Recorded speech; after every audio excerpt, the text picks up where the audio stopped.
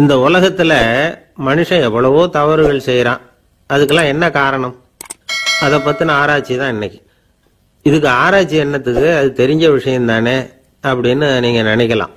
ஆனா அப்படி அலட்சியமா இந்த விஷயத்தை விட்டுறக்கூடாது. பொதுவா எல்லோரும் நினைக்கலாம் எது சரி எது தவறு அப்படின்னு தெரியாததுனால தான் மனுஷன் தப்பு பண்றான் அப்படின்னு.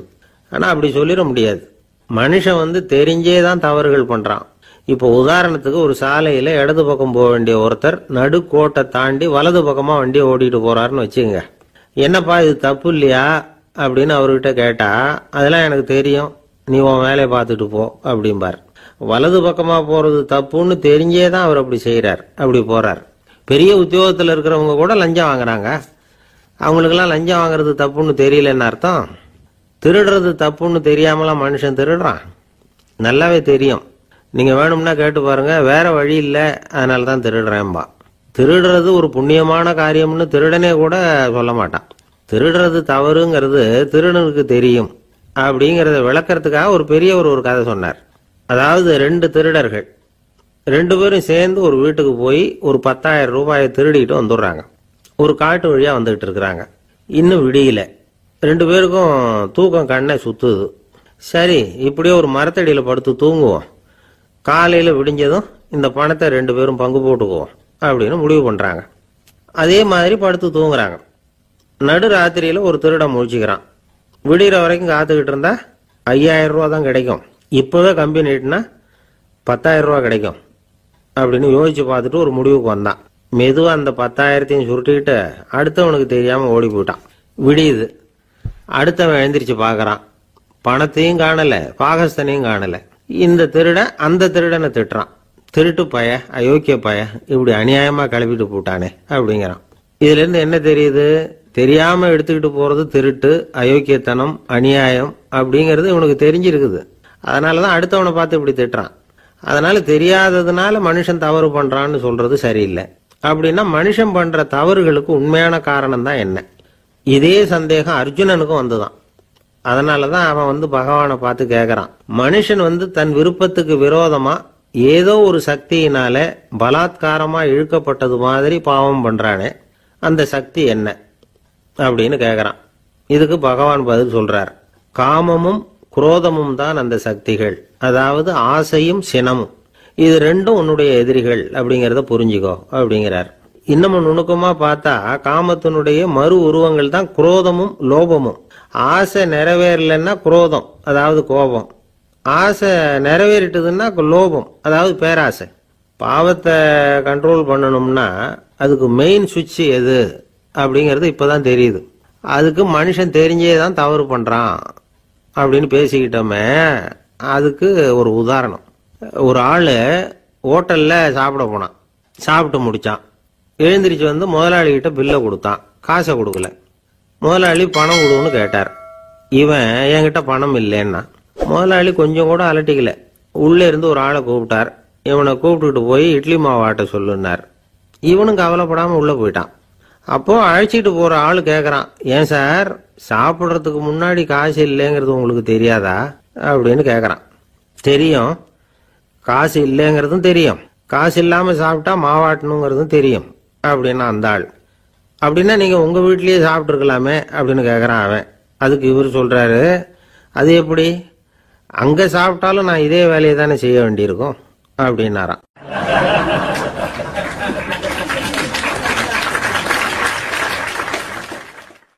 நம்மள மாதிரி ஒரு ஆசாமி அவன் நம்மள மாதிரியே கற்பனை பண்ணான். அதாவது நாம தான் இந்த உலகத்துல ரொம்பவும் கஷ்டப்படுறோம், மற்றவங்க எல்லாம் சந்தோஷமா இருக்கிறாங்க அப்படின்னு அவன் நினைச்சுக்கிட்டான். அவன் ஒரு நாள் கடவுளை வேண்டிக்கிட்டானா, சுவாமி இந்த உலகத்துல எவ்வளவோ பேர் இருக்கிறாங்க, ஒவ்வொருத்தருக்கும் ஒவ்வொரு விதமான கஷ்டம் இருக்கலாம், ஒத்துக்கிறேன். இருந்தாலும் எனக்கு அது கொஞ்சம் அதிகமா இருக்கிறது மாதிரி தெரியுது. அதனால நீங்க எனக்காக ஒரு சின்ன உதவி செஞ்சா போதும். அது வேற ஒண்ணும் இல்லை, என்கிட்ட இருக்கிற துயரங்களை இன்னொருத்தர் யாருக்கிட்டையாவது கொடுத்துருங்க, அவர்கிட்ட இருக்கிற துயரங்களை என்கிட்ட மாத்தி கொடுத்துருங்க. ஒரு மியூச்சுவல் டிரான்ஸ்ஃபர், அவ்வளவுதான். அப்படி பண்ணிவிட்டா போதும் அப்படின்னு வேண்டிக்கிட்டானா. அன்னைக்கு ராத்திரியே அவன் ஒரு கனவு கண்டிருக்கான். வானத்திலிருந்து ஒரு குரல் கேட்டிருக்கு. அது என்ன சொல்லிச்சு தெரியுமா? ஏ ஜனங்களே, எல்லாரும் அவங்கவுங்க கஷ்டங்களை ஒரு பையில போட்டு எடுத்துக்குங்க. அப்படி எடுத்துக்கிட்டு நேரா இந்த ஊர் எல்லையில் இருக்கிற கோயிலுக்கு வந்து சேருங்க அப்படின்னு அந்த குரல். ஆஹா, கடவுள் நம்ம பிரார்த்தனைக்கு செவி சாய்ச்சுட்டார் அப்படின்னு சந்தோஷப்பட்டான் இவன். உடனே என்ன பண்ணா, தன்கிட்ட இருந்த கஷ்டத்தையெல்லாம் ஒரு சாக்கு பையில போட்டு எடுத்துக்கிட்டான். வீட்டை விட்டு வெளியில வந்தான். தெருவில் இறங்கி நடக்கிறான். அங்க பார்த்தா ஏகப்பட்ட பேர் ஆளுக்கு ஒரு பைய தூக்கிக்கிட்டு கோயிலுக்கு போயிட்டு இருக்கிறாங்க. சில பேர் மூட்டையா கட்டி தலையில சுமந்துக்கிட்டு போயிட்டு இருக்கிறாங்க. இவன் பார்த்தான். இவனுக்கு ரொம்ப ஆச்சரியமா இருந்தது. ஏன்னா எல்லாரும் வச்சிருக்கிற பைய இவன் பைய விட பெருசா இருந்தது. இவன் பை தான் இருக்கிறதுலயே கொஞ்சம் சின்னதா தெரிஞ்சது. இப்ப அவன் மறுபடியும் சாமியை வேண்டிக்கிட்டான். கடவுளே, இப்ப உள்ள சூழ்நிலையை கவனிச்சா என்கிட்ட இருக்கிற பைய பரவாயில்லன்னு தோணுது. அதனால வேற பைய எதையும் மாற்ற வேணாம், இதுவே பரவாயில்ல, இந்த பையோட திரும்பி வீட்டுக்கு போனா போதும்னு நினைக்கிறேன் அப்படின்னு எதோ நினைக்க ஆரம்பிச்சுட்டான் அவன். எல்லாரும் கோயிலுக்கு போய் சேர்ந்தாங்க. கோயில்ல அந்த குரல் மறுபடியும் கேட்டுது. எல்லாரும் அவங்கவுங்க பைகளை சோகத்துல தொங்க விடுங்க. திடீர்னு விளக்குகள் அணையும், மணி அடிக்கப்படும், அதுதான் அடையாளம். அந்த சமயத்துல இருட்டுல உங்களுக்கு வேண்டிய பைய நீங்க மாத்தி எடுத்துக்கலாம், தேர்ந்தெடுத்துக்கலாம். வெளிச்சம் இருக்கிறப்பவே உங்களுக்கு பிடிச்ச பைக்கு பக்கமா பார்த்து நீங்க நின்னுக்கலாம் அப்படின்னு சொல்லி விவரம் சொல்லிச்சான் அந்த குரல். அப்படி சொன்னதுக்கு அப்புறம் திடீர்னு விளக்கு அணைஞ்சுது, மணி அடிச்சுது. கொஞ்ச நேரம் கழிச்சு மறுபடியும் விளக்குகள்லாம் எரிஞ்சுது. இப்போ பார்த்தா எல்லாரும் அவங்கவுங்க பையையே கெட்டியா பிடிச்சிட்டு நிக்கிறாங்க. இவனும் அப்படியே நிக்கிறான். இவன் மெதுவா பக்கத்துல நிக்கிறவங்க கிட்ட கேட்டானா, ஏன் நீங்க பைய கையிலேயே வச்சிருக்கிறீங்க, செவுத்துல மாட்டலையா அப்படின்னு கேட்டிருக்கான். இல்லப்பா, நீ ஏன் கையிலேயே வச்சிருக்கிறியோ அதே காரணத்துக்காக தான் நாங்களும் வச்சிருக்கிறோம். நம்ம கவலைகளை பத்தி நமக்கு ஓரளவுக்காவது தெரியும். ஆனா மற்றவங்க கவலைகள் நமக்கு பரிச்சயம் இல்லாதவை, பழக்கம் இல்லாதது.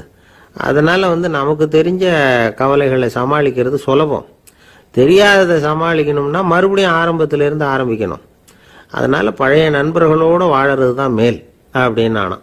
அதுக்கப்புறம் அவன் தன்னோட பையே போதும்னு வீட்டுக்கு திரும்பி வந்துட்டானான். இது ஒரு பெரியவர் சொல்லியிருக்கிற கதை. அதனால நம்ம கிட்ட இருக்கிற கஷ்டங்கள் தான் பெருசு, அதை இன்னொருத்தங்கிட்ட கொடுத்துட்டு மாத்திக்கலாம் அப்படின்னு நினைக்கிறது தப்பு. இதே மாதிரி இன்னொரு சம்பவம். ஒரு ஊர்ல ஒரு நாள் ராத்திரி ஆகாயத்திலிருந்து கடவுள் குரல் கேட்குது. இந்த ஊர்ல இருக்கிற ஜனங்கள்லாம் கொஞ்சம் கவனிங்க, உங்களுக்கு ஒரு செய்தி. அதாவது இங்க இருக்கிற ஜனங்கள்லயே கொஞ்சம் கூட கவலையே இல்லாத ஆள் யாருன்னு எனக்கு தெரியணும். அதனால எல்லாரும் அவங்கவுங்க கவலைகளை ஒரு பையில போட்டு எடுத்துக்கிட்டு கோயிலுக்கு வாங்க அப்படின்னாரு கடவுள். உடனே வரிசையா எல்லாரும் வர ஆரம்பிச்சாங்க. எல்லார் கையிலையும் பை இருந்தது, சின்னதும் பெருசுமா. கவலையே இல்லாத ஆள் யாருன்னு தேடினார் கடவுள். ஒரே ஒரு ஆள் மட்டும் கையில எதுவும் இல்லாம வெறும் கையை வீசிக்கிட்டு ரொம்ப ஜாலியா நடந்து வந்துகிட்டு இருந்தான். கடவுள் அவங்ககிட்ட போனார். ஏன்பா, உனக்கு கவலையே இல்லையா அப்படின்னு கேட்டார். எனக்கும் சில கவலைகள்லாம் உண்டு அப்படின்னு அவன். எங்க அதெல்லாம்னு கேட்டிருக்காரு கடவுள். பின்னாடி லாரியில வந்துகிட்டு இருக்கு அப்படின்னு அவன்.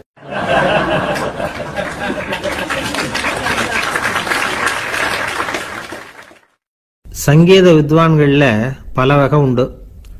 சில குறிப்பிட்ட ராகங்களை பாடுறதுல அவங்களுக்கு பெருமை வர்றது உண்டு. ஆனா ஒருத்தர் இருந்தார், அவரால் ஒரு ராகத்துக்கே பெருமை வந்தது. அந்த ராகத்தை அவர் வாசிச்சு கேட்கணும் அப்படின்னு சொல்லுவாங்க. அது என்ன ராகம்னா தோடி ராகம். சரி, அந்த வித்வான் யாருன்னா அவர் தான் திருவாவடுதுறை ராஜரத்னம் பிள்ளை. பேராசிரியர் கல்கி ஒரு சமயம் தம்முடைய பத்திரிகையில எழுதினாராம். அதை அப்படியே படிக்கிறேன் கேளுங்களேன். ஆஹா, ஸ்ரீ ராஜரத்னம் பிள்ளையின் தோடி ஆலாபனையை முதலில் கேட்டபோது அவருடைய கற்பனையை விட்டு தள்ளுங்கள். நம்முடைய மனதில் என்னென்ன இன்பமயமான கற்பனைகள் எல்லாம் உதித்தன. குழந்தை தாயிடம் கொஞ்சம் குரலை கேட்டோம், அன்னை குழந்தையிடம் கொஞ்சம் குரலை கேட்டோம், ரதியும் மன்மதனும் பேசிக்கொண்ட காதல் மொழிகளை கேட்டோம், முருகன் சிவபெருமான் செவிகுளிர மொழிந்த உபதேசத்தை கேட்டோம், கலைமகள் கவிஞனுக்கு அருளிய ஆசி மொழிகளை கேட்டோம், நாரத முனிவருடைய தம்பூரா சுருதியை கேட்டோம், ராவணன் தன் எலும்பை ஒடித்து வீணையாக செய்து வாசித்த கானத்தை கேட்டோம், கானப் பறவைகளின் கலகல ஒலியை கேட்டோம், கோல குயில்களின் குரல் இனிமையை கேட்டோம். இப்படிலாம் பேராசிரியர் கல்கி விமர்சனம் எழுதியிருக்கிறார். திருவாவடுதுறை ராஜரத்னம் பிள்ளை அவர்களுடைய வாசிப்பை கேட்டுட்டு டி.என். ராஜரத்னம் பிள்ளை இறந்து போனார். அப்போ கவிஞர் கண்ணதாசன் எழுதினார், செவியனில் ஓடி எங்கள் சிந்தையில் ஓடி இந்த புவியெல்லாம் ஓடி நின்பார் பொங்கிய தோடி வேறெங்கு எவரிடம் போகும் ஐய இனி அதை காப்பார் யாவர் அவிந்தனின் சடலத்தோடே அவிந்தது தோடிதானும் அப்படின்னு எழுதினாராம். அந்த அளவுக்கு அவருடைய தோடியை ரசித்தவர்கள் உண்டு. அதே மாதிரி தோடின்னா என்னன்னு தெரியாமலே அவரை ரசித்தவங்களும் அந்த காலத்துல உண்டு. அதாவது ஒரு பெரிய சபையில இவர் வாய்ச்சிக்கிட்டு இருக்கிறார். பாதியில ஒரு பெரிய மனுஷன் உள்ள வந்தார். அவர் உடம்புல பட்டு வேஷ்டி, ஜருகை, அங்கவஸ்திரம், வாயில வெத்தலை, வாசனை புகையில, காதுல வைரக்கடுக்கன், கழுத்துல தங்க சங்கிலி, கை விரல் பூரா மோதிரம், கையில ஒரு வெள்ளி வெத்தலை புட்டி, உதவிக்கு 2 பேர் பக்கத்துல. இவ்வளவு பந்தாவோட வரார் கச்சேரி கேட்கறதுக்கு. இப்படி வந்தவர் முதல் வரிசையில உட்கார்ந்தார். வித்வான் வாசிச்சு முடிச்சதும் இவர் அவரை பார்த்து, ஐயா நீங்க தோடி வாசிக்கிறதுல ரொம்ப கெட்டிக்காரர்னு கேள்விப்பட்டிருக்கேன், அதை கேட்கறதுக்காக தான் மெனக்கிட்டு வந்திருக்கிறேன், அதை வாசிங்களேன் அப்படின்னாராம் இந்த பெரியவர். ராஜரத்னம் பிள்ளைக்கு ஒன்றும் புரியல. ஏன்னா இதுவரைக்கும் அவர் வாசிச்சுக்கிட்டு இருந்ததே அந்த தோடி ராகத்தை தான். அதை வாசிச்சு முடிச்சதும் அதை வாசிங்களேன்னு இவர் கேட்கிறார். அப்படின்னா இவரோட ஞானம் எப்படிப்பட்டது? இவ்வளவும் கேட்டுட்டு இப்படி கேட்கிறாரே அப்படின்னு அவர் யோசிச்சிருக்கிறார் ராஜரத்னம் பிள்ளை. உடனே என்ன பண்ணார் தெரியுமா? பக்கத்துல ரொம்ப சாதுவா சுருதி போட்டுக்கிட்டு இருந்த ஒரு முதுகுல ஓங்கி ஒரு குத்து விட்டாராம். அவருக்கு ஒன்றும் புரியல, எதுக்கு நம்மளை அடிக்கிறாரு இவரு, நம்மளை குத்துறாரு வித்வான்னு. அவர் அதிர்ச்சியால இவர் நிமிந்து பார்த்திருக்கார். அப்ப ராஜரத்னம் பிள்ளை சொன்னாராம், ஏய்யா ஐயா பெரிய மனுஷன், என்னுடைய பரம ரசிகர், தோடி ராகம் கேட்கணுங்கிறதுக்காக இவ்வளவு தூரம் வந்திருக்கிறார், முத வரிசையில் உட்கார்ந்துருக்கார். நீ இந்த சமயம் பார்த்து தோடி ராகம் வாசிக்கிற நாதஸ்வரத்தை வீட்டில் வச்சுட்டு வந்துட்டிய, இப்ப ஐயாவுக்காக அந்த ராகத்தை நான் எப்படி வாசிக்கிறது அப்படின்னு சொல்லிவிட்டு மறுபடியும் முதுகுல ஒரு அடி கொடுத்தாராம். அடி வாங்கினவருக்கே சிரிப்பு அடக்க முடியலையா.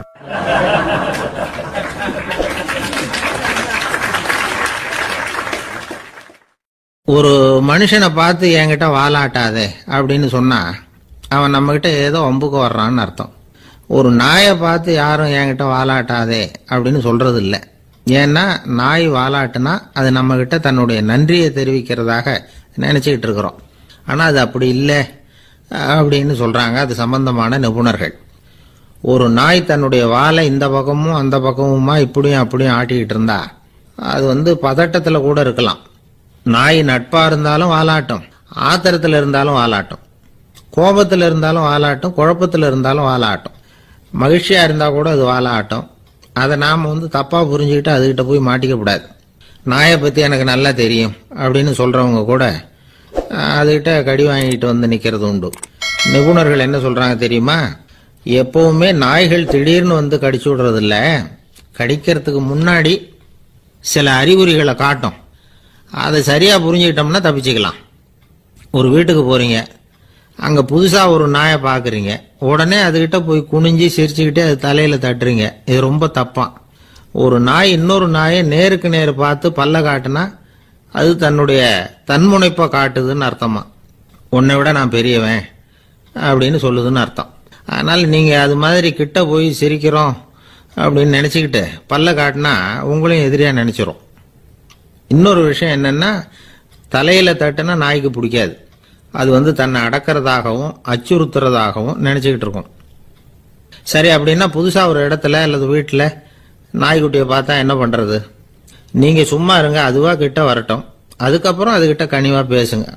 கண்ணம், மார்பு, தோல் இங்கெல்லாம் தட்டலாம், தப்பு இல்லையா? தலையில தான் தட்டப்படாதான். ஒரு நாய் உங்களை நோக்கி ஓடி வருது, நீங்களும் ஓடுனா அது துரத்த ஆரம்பிச்சிடும். அசையாம சில மாதிரி நின்றுடுங்க, அது கிட்ட வராது. அதுக்கு ஆர்வம் இல்லாம போயிடும். ஒரு தெருவில் சின்ன பிள்ளைங்க நிறைய பேர் விளையாடிட்டு இருக்கிறாங்க. அப்போ சில நாய்கள் அங்கே ஓடி வருது. எல்லாரும் ஓடினாங்க. அப்படி ஓடுறப்போ ஒரு பையன் கால் தடிக்க கீழே விழுந்துட்டான். என்னாச்சு தெரியுமா? துரத்திட்டு வந்த நாய்கள்லாம் கீழே விழுந்தவன ஒன்றும் செய்யல, அவன் கிட்டே போகல. ஓடிக்கிட்டு இருந்தாங்கல்ல பசங்க, அவங்கள துரத்திட்டு அவங்க பின்னாடி ஓடிச்சான். அதுதான் நாய்களுடைய சுபாவம். ஒரு நாய் நம்மளை நேருக்கு நேர் முறைச்சு பார்க்குதுன்னு வச்சுங்க, நாமளும் அதை முறைச்சு பார்க்கக்கூடாது.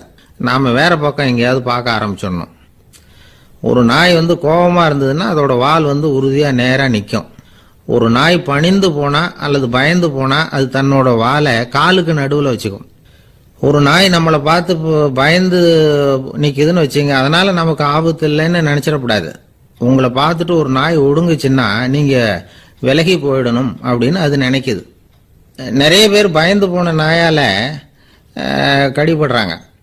இவன் நம்மளை விட பெரிய ஆள், மாட்டிக்கிட்டோம், வேற வழி இல்லை அப்படிங்கிற நினைப்புல தான் நாய் வந்து கடிக்க ஆரம்பிக்குதான். இதே மாதிரி சங்கிலியால கட்டி போடப்பட்டிருக்கிற நாயும் ஆபத்தானதுதான். தொடர்ந்து கட்டி போட்டிருந்தா காலப்போக்கில் அது ஒரு மாதிரி ஆயிடும்.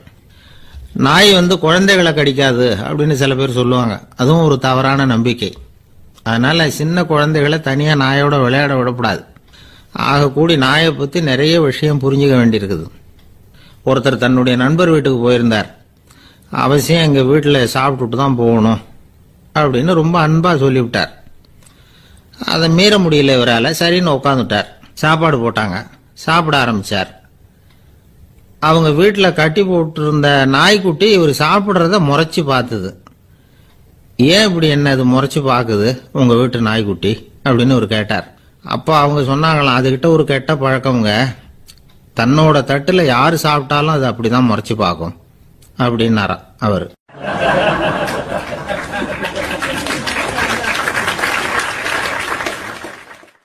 அசோக மன்னர் வந்துகிட்டு இருக்கார். அவருடைய ஆலோசகர்கள் எல்லாம் பக்கத்துல வந்துகிட்டு இருக்கிறாங்க. அந்த சமயத்துல எதிரில் ஒரு புத்த பிக்ஷு வர்றார். அசோகர் பார்க்கிறார். ஓடி போய் அவர் காலில் விழுந்து வணங்குறார். அசோக மன்னரின் தலை அந்த புத்த துறவியின் பாதத்துல பட்டுக்கிட்டு இருக்கு. பக்கத்துல நின்றுகிட்டு இருந்த அமைச்சருக்கு இது ரொம்ப சங்கடமா போச்சு. ரொம்ப வருத்தப்பட்டார். நம்ம அசோக சக்கரவர்த்தி எப்பேற்பட்டவர், அவரோட தலை ஒரு சன்னியாசியின் பாதத்துல படுறதா அப்படின்னு நினைச்சு ரொம்ப கவலைப்பட்டார். அரண்மனைக்கு திரும்பினதும் அமைச்சர் மெதுவா ஆரம்பிச்சார். அரசே, எனக்கு ரொம்ப வருத்தமா இருக்குது அப்படின்னார். எதுக்குன்னார் மன்னர். அசோக சக்கரவர்த்தியின் தலை, அதாவது அந்த சிரம், ரொம்ப மதிப்புமிக்க ஒன்று. அது ஒரு சன்னியாசியின் காலில் படலாமா அப்படின்னார். அசோகர் பதில் சொல்லல, சிரிச்சார், போயிட்டார். அதுக்கப்புறம் ஒரு சரியான சந்தர்ப்பத்துக்காக காத்துக்கிட்டு இருந்தார். ஒரு நாள் அமைச்சரை கூப்பிட்டார். எனக்கு 3 தலைகள் வேணும் அப்படின்னார். சொல்லுங்க, கொண்டுகிட்டு வரேன் அப்படின்னார் அமைச்சர். அசோகர் சொன்னார், முதல்ல எனக்கு தேவையானது ஒரு ஆட்டின் தலை, 2வது ஒரு புலியின் தலை, 3வது ஒரு மனிதனின் தலை. இதுதான் அசோகர் கேட்டது. எங்க இருந்தாலும் கொண்டு வாங்கன்னார். அமைச்சர் புறப்பட்டார். ஆட்டுத்தலை, புலித்தலை கிடைச்சிட்டுது. அப்புறமா ஒரு சுடுகாட்டுக்கு போய் ஒரு மனித தலையும் சேகரம் பண்ணிட்டு ராஜா கிட்ட வந்துட்டார். அரசே, உங்கள் ஆணைப்படி 3 தலைகளையும் கொண்டு வந்திருக்கிறேன்னார். அசோகர் பார்த்தார். ரொம்ப நல்லது, இப்ப இது 3ஐயும் எடுத்துக்கிட்டு போய் சந்தையில வித்துட்டு வாங்க அப்படின்னார். அமைச்சர் அதுகளை எடுத்துக்கிட்டு சந்தைக்கு போனார். முதல்ல ஆட்டுத்தலை நல்ல விலைக்கு வித்து போச்சு. நல்ல விலை கொடுத்து வாங்கிட்டு போட்டாங்க. அடுத்தபடியா புலி தலைய ஒருத்தர் வாங்கிட்டார். அதை பாடம் பண்ணி வீட்டில் மாட்டி வைக்கலாமே அப்படின்னு நினைச்சு அதையும் வாங்கிட்டு போட்டார். மனித தலையை மட்டும் வாங்கறதுக்கு யாரும் முன் வரல. எல்லாரும் அதை பார்த்துட்டு விலகி போக ஆரம்பிச்சாங்க. அமைச்சர் திரும்பி வந்தார். அரசே, இந்த தலையை மட்டும் யாரும் வாங்க மாட்டேங்கிறாங்க அப்படின்னார். சரி, பரவாயில்ல, இதை இலவசமாவே எனாமாவே யாருக்கிட்டையாவது கொடுத்துட்டு வந்துருங்க அப்படின்னார். அமைச்சர் மறுபடியும் சந்தைக்கு போனார். இதை இலவசமா தரேன், இதை வாங்கிக்கோங்க அப்படின்னார். அப்பவும் அதை யாரும் வாங்கிக்கிறதுக்கு தயாரா இல்லை. மறுபடியும் திரும்பி மன்னர்கிட்ட விவரத்தை சொன்னார். இப்போ மன்னர் சொல்றார், அமைச்சரே, உயிர் இருக்கிற வரைக்கும் தான் இந்த தலைக்கு மதிப்பு. ஜீவன் போனதுக்கு அப்புறம் அதோட மதிப்பும் போயிடுது. அதனால மதிப்பு இருக்கும் பொழுதே பெரியவர்கள் பாதம் பணிந்து அந்த புனிதத்தை பெற்றுக்கொள்ளணும் அப்படின்னார். பணிவுங்கிறது வேற, அடிமைத்தனம்ங்கிறது வேற. பெரியவர்களை பணிவது நமக்கு பெருமை தரக்கூடிய விஷயம். இதை மனசுல வச்சுக்கிட்டு எப்போ காலில் விழணும், எப்போ காலில் விழக்கூடாது அப்படிங்கிறத முடிவு பண்ணிக்கணும். ஒரு சாதாரண ஆள் நடந்து வந்துகிட்டு இருந்தார். எதிரில் ஒரு பெரிய மனுஷன் ஓடி போய் அவர் காலில் விழுந்து தன்னுடைய தலையை அவர் பாதத்தில் கொண்டு போய் வச்சார். கொஞ்ச நேரம் கழிச்சு எழுந்திரிச்சு வந்துட்டார். வந்த பிறகு இவரை கேட்டேன், ஏன் திடீர்னு ஓடி போய் அந்த ஆளு காலில் விழுந்தீங்க அப்படின்னு. அவர் போட்டிருக்கிறது என்னோட காணாம போன செருப்பான்னு கண்டுபிடிக்கிறதுக்காக அப்படி விழுந்தேன் அப்படின்னார்.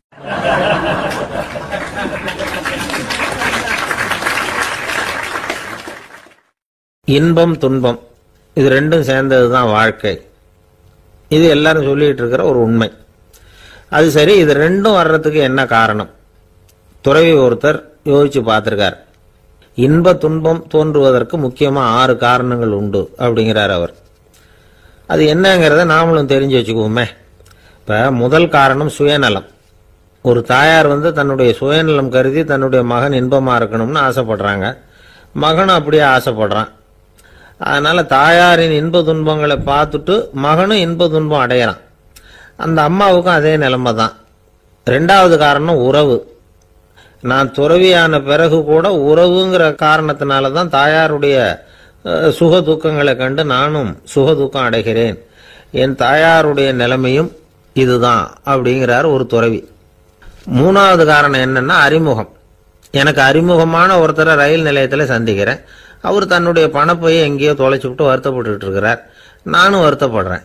அந்த சமயத்தில் யாரோ ஒருத்தர் இதுதானே அவங்க பணப்பை அப்படின்னு சொல்லி கொண்டாந்து நீட்டுறார். பணப்பையை தொலைச்சவர் சந்தோஷப்படுறார். நானும் சந்தோஷப்படுறேன். இது அந்த துறவி சொல்ற அனுபவம். 4வது காரணம் என்னன்னா கருணை. எனக்கு முன்னே பின்ன தெரியாத ஒருத்தனை யாரோ ஒருத்தன் அடிச்சு காயப்படுத்தி போடுறான். கருணை காரணமா நான் அதுக்காக துக்கப்படுறேன். 5வது காரணம் எதையும் நம்புறது. ஒரு பசுமாட்டை ஒரு முரணை அடிச்சுக்கிட்டு இருக்கிறான் அப்படின்னு ஒருத்தர் நம்மகிட்ட சொல்றாருன்னு வைங்க, உடனே நான் துக்கப்படுறேன். இன்னொருத்தர் அந்த முரணனை போலீஸ்காரங்க பிடிச்சிட்டு போயிட்டாங்கன்னு சொல்லி சொல்றாரு. நான் உடனே சந்தோஷப்படுறேன். 3வதா ஒருத்தர் முதல் 2 பேரும் சொன்னது பொய்யுங்கிறார். அப்ப நான் இன்ப துன்பம் ரெண்டுமே இல்லாம நிம்மதியா இருக்கிறேன். இது ஒரு விதம். அடுத்தது 6வது காரணம் என்னன்னா தன்மயமாகுதல். ஒரு நாவல் படிச்சுக்கிட்டு இருக்கிறோம். அதுல வர்ற பாத்திரங்களோட நாம ஒன்றி போயிடுறோம். அதுல வர்ற பாத்திரங்கள் சிரிச்சுதுன்னா நாமளும் சிரிக்கிறோம், அது அழுதுன்னா நாமளும் அழறோம். அதெல்லாம் அந்த துறவி சொல்ற அனுபவ உண்மைகள். இன்ப துன்பம் இது ரெண்டும் தோன்றுவதற்கு சுயநலம், உறவு, அறிமுகம், கருணை, எதையும் நம்புறது, தன்மயமாகிறது, இது எல்லாம் தான் முக்கிய காரணம் அப்படின்னு அவர் சொல்றார். ஆக கூடி ஒட்டு மொத்தமா யோசனை பண்ணி பார்த்தா பிற பொருள்கள் மீது பற்றுதல் காரணமா தான் நாம இன்ப துன்பம் அடையிறோம் அப்படிங்கிறத புரிஞ்சுக்க முடியுது. மனுஷன் இன்ப துன்பம் அடையறதுக்கு 7வது காரணம் கூட ஒன்று உண்டு அப்படின்னு சொல்லிட்டே வந்தார் ஒருத்தர். அது என்ன அப்படின்னு கேட்டோம். அதுதான் சார் இந்த நீங்க சொல்லிட்டு வர்ற இன்று ஒரு தகவல்னார். எப்படி சொல்றீங்கன்னு கேட்டோம். இன்று ஒரு தகவல் கேட்க ஆரம்பிக்கிறப்போ மனசுல இன்பம், ஆரம்பிச்ச உடனே இது ஏற்கனவே கேட்ட சமாச்சாரமாச்சே அப்படின்னு நினைக்கிறப்போ துன்பம் அப்படின்னு அதுக்கு ஒரு விளக்கம் கொடுத்தார் அவர்.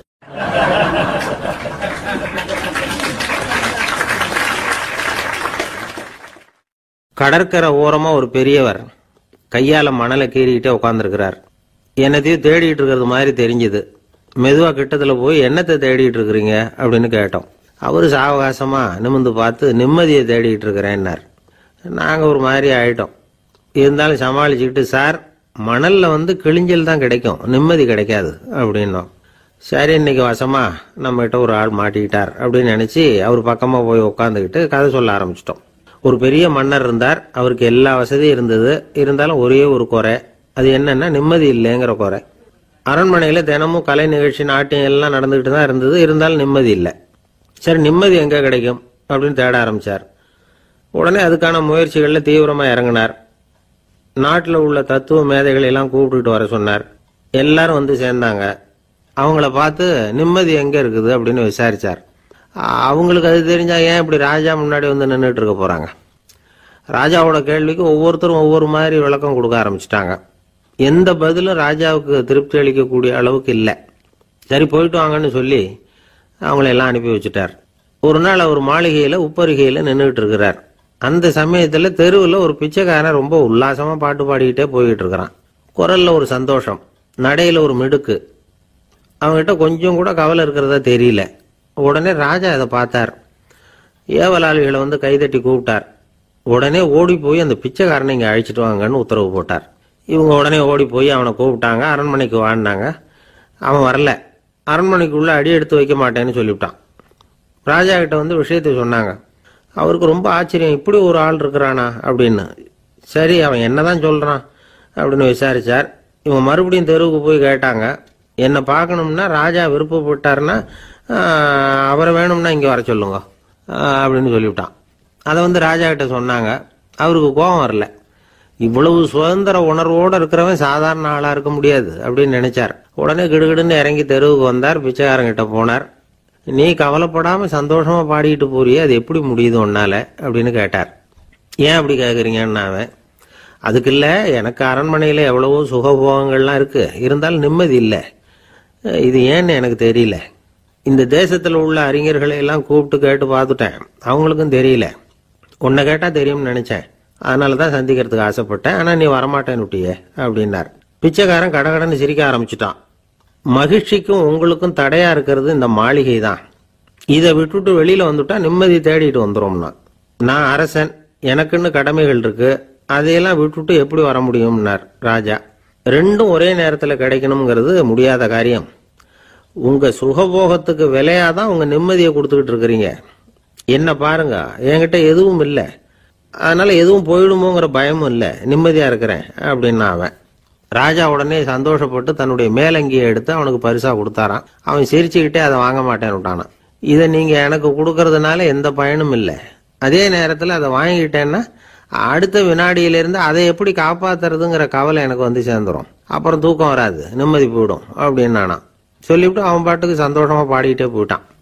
நிம்மதி எங்க இருக்குங்கிறதையும் ராஜா தெரிஞ்சுக்கிட்டார். அந்த இடத்துக்கு தன்னால போக முடியாதுங்கிறதையும் அவர் புரிஞ்சுக்கிட்டார். இப்படி இந்த கதையை அந்த கடற்கரையில மணலை கீறிக்கிட்டே உட்காந்துருந்தார அந்த பெரியவர்கிட்ட சொல்லி முடிச்சோம். அவர் முகத்துல ஒரு தெளிவு தெரிஞ்சது. எங்களை நிமிர்ந்து பார்த்தார். ரொம்ப நன்றிங்க, இப்ப எனக்கு தெரிஞ்சு போச்சு, நிம்மதி வேணும்னா அதுக்கு என்ன பண்ணணும்னு இப்ப நல்லா புரிஞ்சுக்கிட்டேன் அப்படின்னார். என்ன புரிஞ்சுக்கிட்டீங்கன்னு கேட்டோம். இனிமே இந்த பக்கம் வந்தா உங்க கண்ணுல படாத இடமா பார்த்து உட்காரணும்னு புரிஞ்சுக்கிட்டேன் அப்படின்னார்.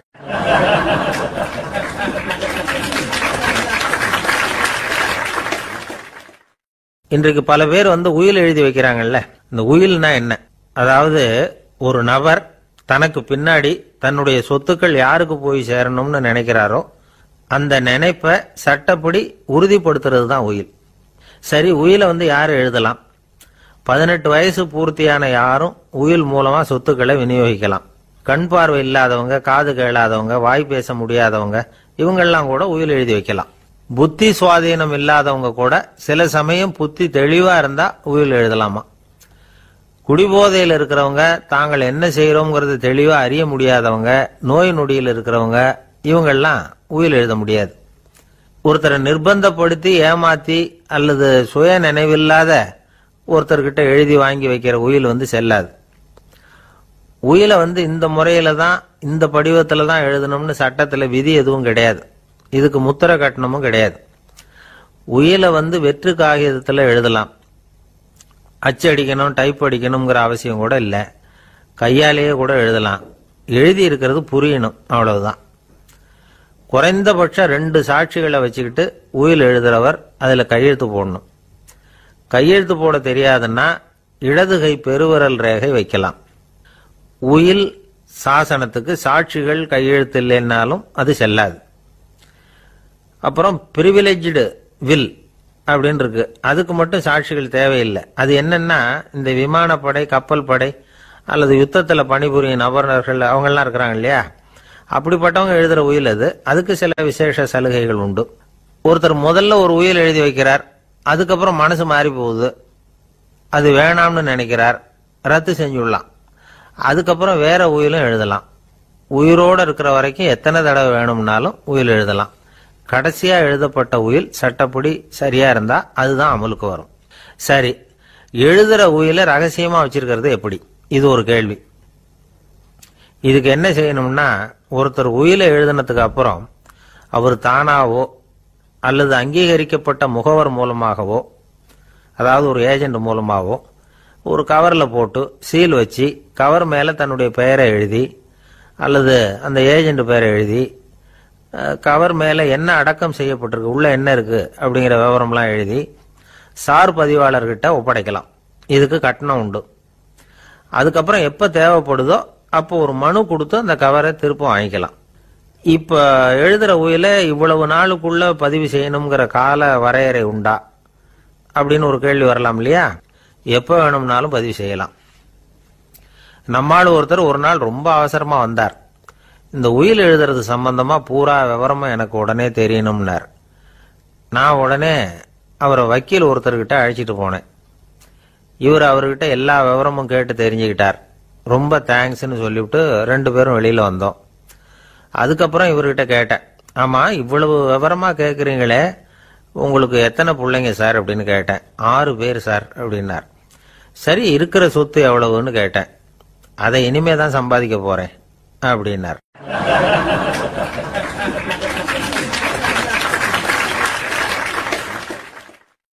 வயிறு பசிக்குதேங்கிறது சிலரோட கவலை, வயிறு பசிக்க மாட்டேங்குதே அப்படிங்கிறது சில பேரோட கவலை.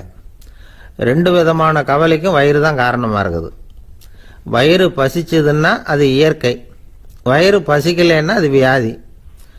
ஆனால் பசியையும் நாம் பசிப்பிணி அப்படின்னு தான் சொல்லுவோம். என்ன காரணம்? வியாதியை போக்க வேண்டியது எவ்வளவு முக்கியமோ அதை விட முக்கியம் பசியை போக்க வேண்டியது.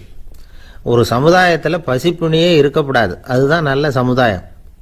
பசியை போக்கணும்னா சாப்பாடு போடணும், பசியின்மையை போக்கணும்னா வைத்தியம்தான் பண்ணணும். இது சம்பந்தமாக எவ்வளவோ ஆராய்ச்சிகள் நடக்குது, நிறைய மருந்து கண்டுபிடிச்சிருக்கிறாங்க. நம்ம உடம்புல பசியை தூண்டக்கூடிய பகுதி எது, இதை முதல்ல தெரிஞ்சுக்கணும் இல்லையா? நாம் சாப்பிட்ற ஆகாரம் செரிக்கிறதுக்கு எது காரணம் தெரியுமா? நம்ம மூளையோட பின்பகுதி தான் அதுக்கு காரணமாக இருக்குதாம்.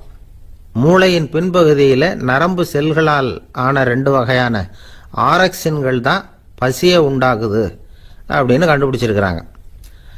2 ஆய்வாளர்கள் இதை கண்டுபிடிச்சிருக்காங்க. அவங்க 2 பேரும் டெக்சாஸ் பல்கலைக்கழகத்தில் ஹார்வர்டு ஹக்ஸ் மருத்துவ கல்வி நிலையத்தில் பணிபுரிகிறவங்களாம். உண்பது தேவைங்கிறது உணரப்படும் போது மூளையின் அந்த குறிப்பிட்ட பகுதி ஆரக்சின் அப்படிங்கிற ஹார்மோன்களை சுரக்கும்.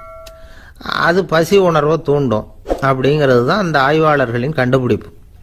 இந்த ஆரக்சின் வேற சில உயிரினங்கள்லேயும் உண்டு. இப்போ எலிகளில் கூட இது இருக்குது. அதனால எலிகளை வச்சு இது சம்பந்தமாக ஆராய்ச்சி பண்ணாங்க. எலிகள் உடம்புல ஆரக்சினை செலுத்தி பார்த்தாங்க. உடனே என்னாச்சு தெரியுமா? அந்த எலியெல்லாம் பசியால் துடிக்க ஆரம்பிச்சுட்டுது. எதையாவது தின்னு பசியை தீர்த்தா போதுங்கிற அளவுக்கு அந்த எலிகள்லாம் அல்லாட ஆரம்பிச்சுட்டுது. இயல்பாக சாதாரணமாக அந்த எலிகள் எவ்வளவு சாப்பிடுமோ அது மாதிரி 8 முதல் 10 மடங்கு அதிகமான ஆகாரத்தை 1 மணி நேரத்துக்குள்ளே சாப்பிட்டு தீர்த்துட்டு தான். சில எலிகளின் மூளையில் இந்த ஆரக்சின் அளவை கட்டுப்படுத்தி பார்த்துருக்குறாங்க. உடனே என்னாச்சு தெரியுமா? அதெல்லாம் சாப்பாட்டை கண்டா முகத்தை திருப்பிட்டு போக ஆரம்பிச்சுட்டு தான். அந்த எலிகளுக்கு பசி எடுக்கலையாம். இந்த ஆராய்ச்சியின் அடிப்படையில் பசியை எடுக்காமல் இருக்கிற மனிதர்களுக்கும் பசியை தூண்ட முடியும் அப்படின்னு சொல்லி ஆராய்ச்சியாளர்கள் தெரிவிச்சிருக்கிறாங்க. ஆக ஆரக்சின் தான் பசிக்கு காரணம்ங்கிறது தெரிஞ்சு போச்சு. சரி, இந்த ஆரக்சின் அப்படின்னா என்ன? அது ஒரு கிரேக்க சொல். அதுக்கு பசின்னு அர்த்தம்.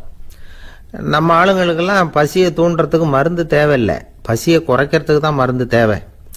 ஒரு அம்மா டாக்டரை தேடி வந்தாங்களாம். டாக்டர், எங்கள் வீட்டுக்காரருக்கு திடீர்னு அகோர பசி, நிறைய சமைச்சு போடுறேன், அவ்வளவையும் சாப்பிட்டுட்டு கீழே கிடக்கிற குப்பை கூலங்களையும் எடுத்து சாப்பிட ஆரம்பிச்சுடுறார், இது என்னன்னு கவனித்து பாருங்க அப்படின்னாங்களாம். எவ்வளவு நாளாக அப்படி இருக்குதுன்னு கேட்டிருக்காரு டாக்டர். 1 வாரமாக அப்படி இருக்குதுன்னாங்களாம். இவ்வளவு நாளாக ஏன் சும்மா இருந்தீங்க, ஆரம்பத்திலே இங்கே அழைச்சிட்டு வர வேண்டியது தானே அப்படின்னாரான் டாக்டர். அது ஒன்றுமில்லை டாக்டர், வீடு பூரா சுத்தமாகட்டுமேன்னு பார்த்துக்கிட்டு இருந்தேன் அப்படின்னாங்களாம் அந்த அம்மா.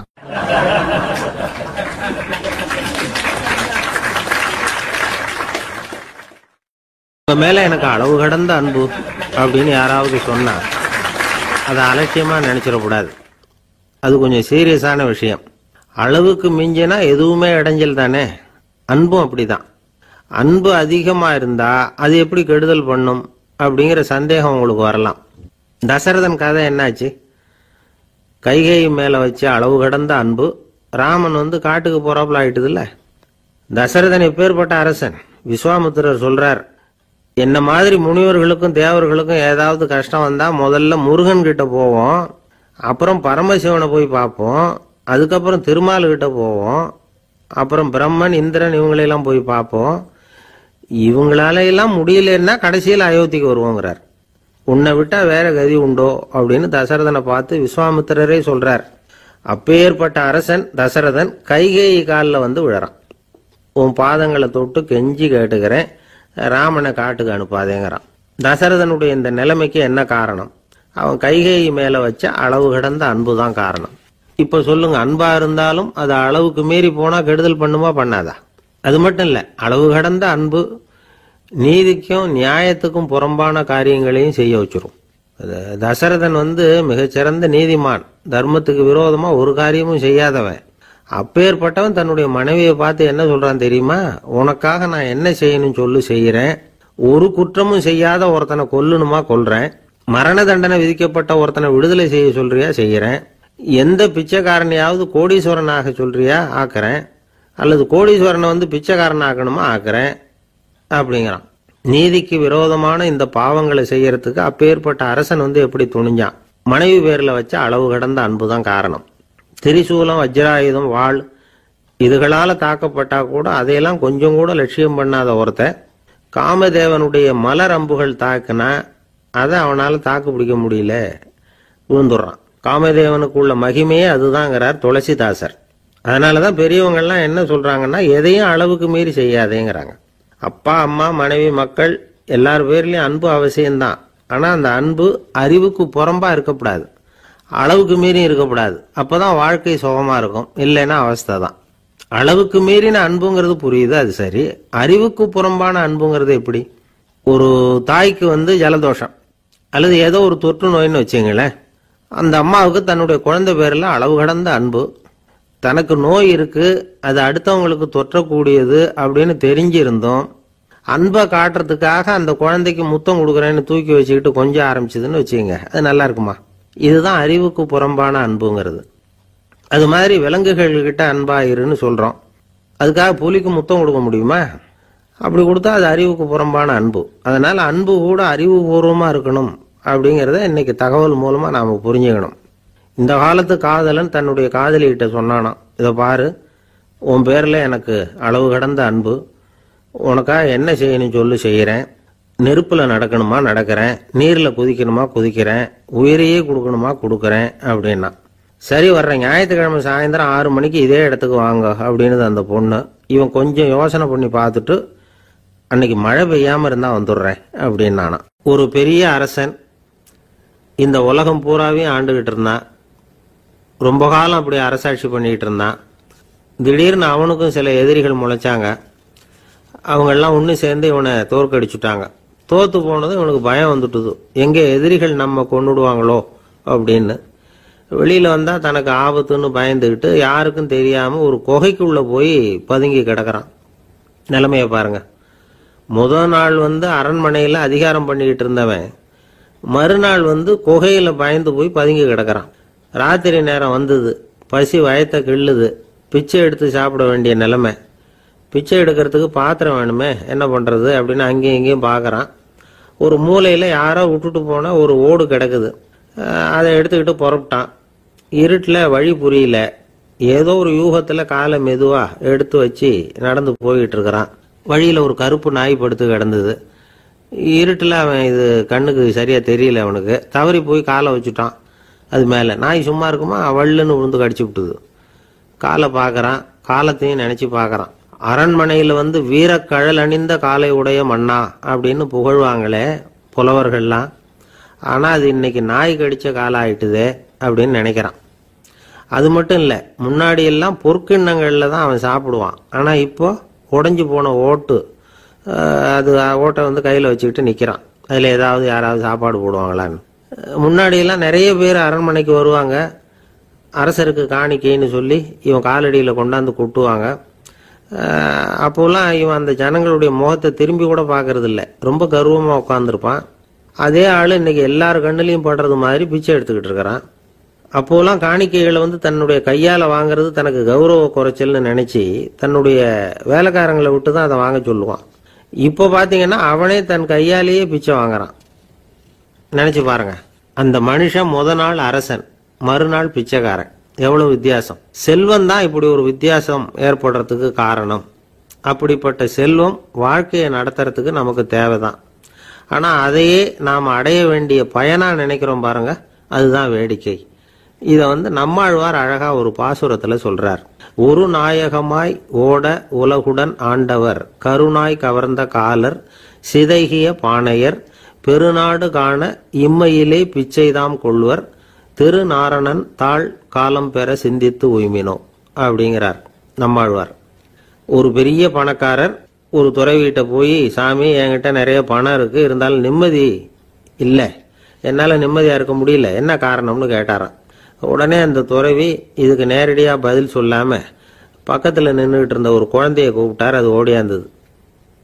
ஒரு ஆப்பிள் பழத்தை எடுத்து அது கையில் கொடுத்தார். அதை வாங்கிக்கிட்டு குழந்தை சிரிச்சுது. இன்னொரு பழத்தை எடுத்து கொடுத்தார். அதை இன்னொரு கையில் வாங்கிட்டு சிரிச்சுது. மூணாவது ஆப்பிள் எடுத்து கொடுத்தார். 2 பழத்தையும் நெஞ்சில் அணைச்சிக்கிட்டு 3வது பழத்தையும் வாங்கறதுக்கு முயற்சி பண்ணிச்சு. ஆனால் அது உடனே நழுவி கீழே விழுந்து உருண்டு ஓடிச்சு. ஏற்கனவே இருந்ததும் விழுந்துட்டுது. இப்போ அந்த குழந்தை அழ ஆரம்பிச்சுட்டுது. இப்போ அந்த துறவி பணக்காரர்கிட்ட சொன்னாராம், குழந்தைய கவனிச்சியா, 2 ஆப்பிள் போதும்னு அது நினைச்சிருந்தா இப்போ அது அழ வேண்டிய அவசியம் வந்திருக்குமா அப்படின்னாராம். எதுவுமே அளவுக்கு மிஞ்சினா துன்பம்தான். இந்த காலத்தில் இதெல்லாம் யாரு காதில் வாங்குறாங்க? ஒருத்தனை நல்ல வழிக்கு கொண்டு வரணும்னு நினைச்சு அவனை கூப்பிட்டு உட்கார வச்சு இந்த கதையை சொல்லிட்டு இருந்தாங்க. சொல்லிவிட்டு அந்த குழந்தை செஞ்சது தப்பு தானே அப்படின்னு கேட்டிருக்கிறாங்க. ஆமாம், தப்பு தான், நானா இருந்தா அப்படி செஞ்சிருக்க மாட்டேன் நானா இவன். 2 பழமே போதும்னு சொல்லியிருப்பியா அப்படின்னு கேட்டிருக்காங்க.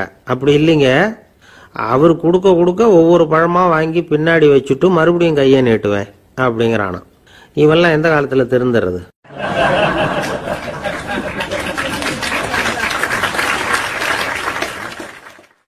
ஒரு பெரிய தத்துவ சிந்தனையாளர் இருந்தார், சுவாங்சு அப்படின்னு பேரு. அவருடைய மனைவி ஒரு நாள் திடீர்னு காலமாயிட்டாங்க. ஐயோ பாவம், அவர் ரொம்ப வருத்தப்படுவார், போய் ஆறுதலா 4 வார்த்தை பேசிவிட்டு வரலாம் அப்படின்னு நினைச்சுக்கிட்டு நிறைய பேர் அவரை தேடிட்டு வந்தாங்களாம். வந்தவங்களுக்கு ஆச்சரியம். ஏன்னா இவர் வருத்தப்பட்டுக்கிட்டு இருப்பார் அப்படின்னு தானே எதிர்பார்த்தாங்க. அப்படி இல்லை, தாளம் போட்டுக்கிட்டு உட்காந்துருக்கிறார். தாளத்துக்கு தகுந்த மாதிரி பாட்டு வேற பாடிக்கிட்டு இருக்கிறார். என்ன மனுஷன் அவர், கொஞ்சம் கூட கவலை இல்லாம இப்படி இருக்கிறாரு அப்படின்னு நினைச்சாங்க. ஒருத்தர் துணிஞ்சு அவர்கிட்ட கேட்டுவிட்டார், என்னங்க இது இப்படி அப்படின்னு. அதுக்கு அவர் என்ன சொன்னார் தெரியுமா? இதை பாருங்க, என்னுடைய மனைவி பிறக்கிறதுக்கு முன்னாடி அவளுக்கு உயிரும் கிடையாது, உடலும் கிடையாது. அதுக்கு பிறகுதான் உயிர் வந்தது, உடல் வந்தது, அந்த உருவம் வந்தது. இப்ப என்ன ஆச்சு? அந்த உருவமும் உயிரும் போயிட்டுது, அவ்வளவுதானே. வந்தது போயிட்டுது. இளவேனில் காலம், இலையுதிர் காலம், பனிக்காலம், இப்படி பருவங்கள் மாறி மாறி வருது இல்லையா? அது மாதிரி பிறப்பும் இறப்பும் மாறி மாறி வருது. இது இயற்கை. இதுக்காக அழுதா அது எப்படி அப்படின்னாராம். ஞான தெளிவு அடைஞ்சவங்களுக்கு எல்லாமே சுகம்தான். திருவள்ளுவரும் அதைத்தான் சொல்றார், உறங்குவது போலும் சாக்காடு, உறங்கி விழிப்பது போலும் பிறப்பு. தூங்குறதுக்கெல்லாம் நாம வருத்தப்பட்டுக்கிட்ட இருக்கிறோமா? இன்னைக்கு தூங்க வேண்டியிருக்குதே, இன்னும் கொஞ்சம் நேரத்தில் நான் தூங்க வேண்டியிருக்கு அப்படின்னு சொல்லி யாராவது அழுதுகிட்டு இருப்பாங்களா? அதனால் இந்த உலக வாழ்க்கையினுடைய இயல்பை யதார்த்தத்தை நாம் தெளிவாக புரிஞ்சுக்கணும். அப்படி புரிஞ்சுக்கிட்டா நாம் கவலை இல்லாமல் வாழ முடியும். ஒரு வயசான தாத்தா பாட்டி 60 வருஷத்துக்கு முன்னாடி அவங்களுக்கு கல்யாணம் ஆச்சு. ஒன்னாவே வாழ்ந்தாங்க, ஒன்னாவே இறந்து போனாங்க. இப்போ அவங்க 2 பேரும் சொர்க்கத்துக்கு போய் சேர்ந்தாங்க. அங்கே எல்லா வசதியும் இருந்தது. ஒரு பெரிய பங்களாவே இவங்களுக்கு ஒதுக்கி கொடுத்தாங்களாம். இதுக்கு எவ்வளவு வாடகைன்னு கேட்டார் தாத்தா. வாடகையெல்லாம் கிடையாது, இலவசம் அப்படின்னார் அங்கே இருந்தவர். அந்த வீட்டுக்கு பின்னாடி ஒரு பெரிய புல்வெளி இருந்தது. இதில் விளையாட ஏதாவது கட்டணம் உண்டான்னு கேட்டிருக்கார் தாத்தா. அதெல்லாம் ஒன்றும் கிடையாது, பணம்லாம் கட்ட வேண்டியதில்லை அப்படின்னார் அவரு. பக்கத்தில் ஹோட்டல் மாதிரி ஒரு பெரிய கட்டடம், உள்ள சாப்பாட்டு மேஜைகள், அது மேலே விதவிதமான பலகாரங்கள். சாப்பாட்டுக்கெல்லாம் எவ்வளவு அப்படின்னு விசாரிச்சாராம் தாத்தா. அதுதான் சொன்னேனே, இங்கே எல்லாமே இலவசம்தான், எது வேணும்னாலும் சாப்பிடலாம், எவ்வளவு வேணும்னாலும் சாப்பிடலாம் அப்படின்னாராம். நீங்கள் சொல்கிறீங்க அப்படி, ஆனால் நான் சர்க்கரை சேர்த்துக்கக்கூடாது, உப்பு சேர்த்துக்கக்கூடாது, பாட்டி கையால் எப்பவும் பத்திய சாப்பாடு தான் அப்படின்னாராம் தாத்தா. இதை பாருங்க, இங்கே உங்களுக்கு அந்த கவலையும் வேண்டியதில்லை. இங்கே நீங்கள் ஸ்வீட்டு சாப்பிடலாம், காரம் சாப்பிடலாம், உங்களுக்கு எந்த நோயும் வராது அப்படின்னாராம் அங்கே சொர்க்கத்தில் இருந்தவர். இதை கேட்ட உடனே அந்த தாத்தா பக்கத்தில் நின்ன பாட்டியை பார்த்து கத்தினாராம், அடி பாவி, எல்லாத்தையும் கெடுத்துட்டிய, நீ எனக்கு பத்திய சாப்பாடு போடாமல் கண்டதை திங்க விட்டுருந்தா 10 வருஷத்துக்கு முன்னாடியே நான் இங்கே சேர்ந்துருப்பேனே அப்படின்னாராம்.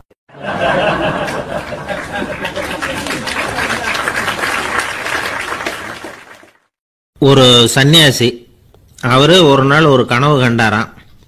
அந்த கனவுல அவர் சொர்க்கத்துக்கு போறார். அங்க ஒரு பெரிய திருவிழா நடந்துகிட்டு இருக்குது.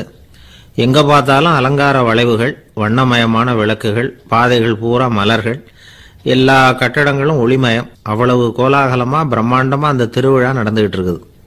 அது என்ன திருவிழாங்கிறது இந்த சன்னியாசிக்கு புரியல. அங்க எதிரில் வந்துகிட்டு இருந்த ஒருத்தரை நிறுத்தி, என்ன விசேஷம் இங்க அப்படின்னு விசாரிச்சாராம். உனக்கு தெரியாத விஷயம், இன்னைக்கு இறைவனுக்கு பிறந்த நாள், அதை தான் எல்லாரும் சேர்ந்து கொண்டாடுறோம்.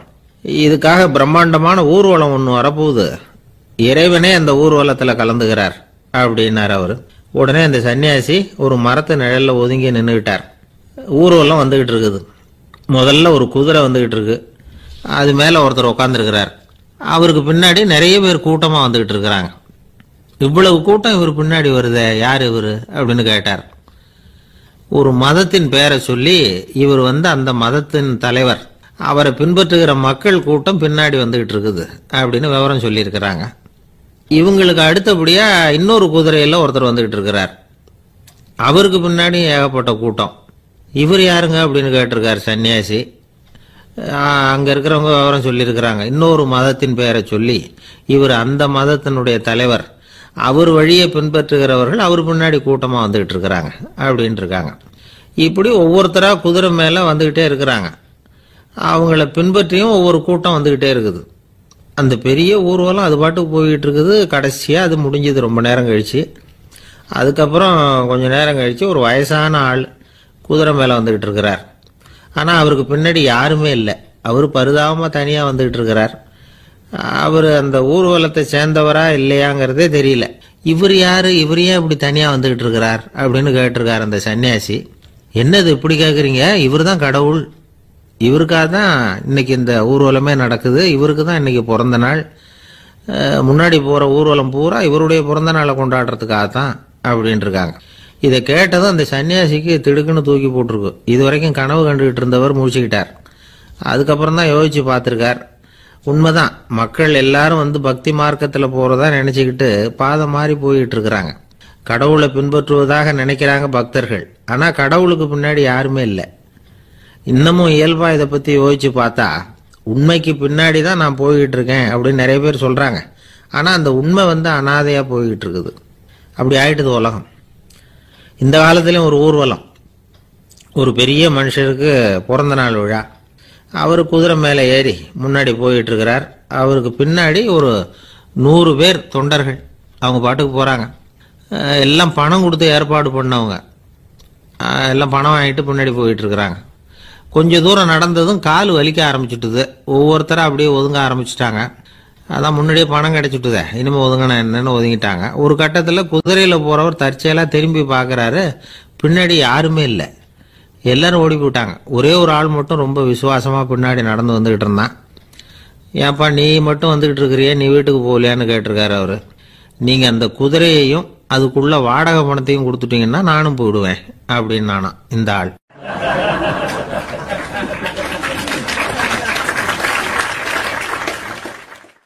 ஒரு ஊர்ல ஒரு ஆள் இருந்தான்.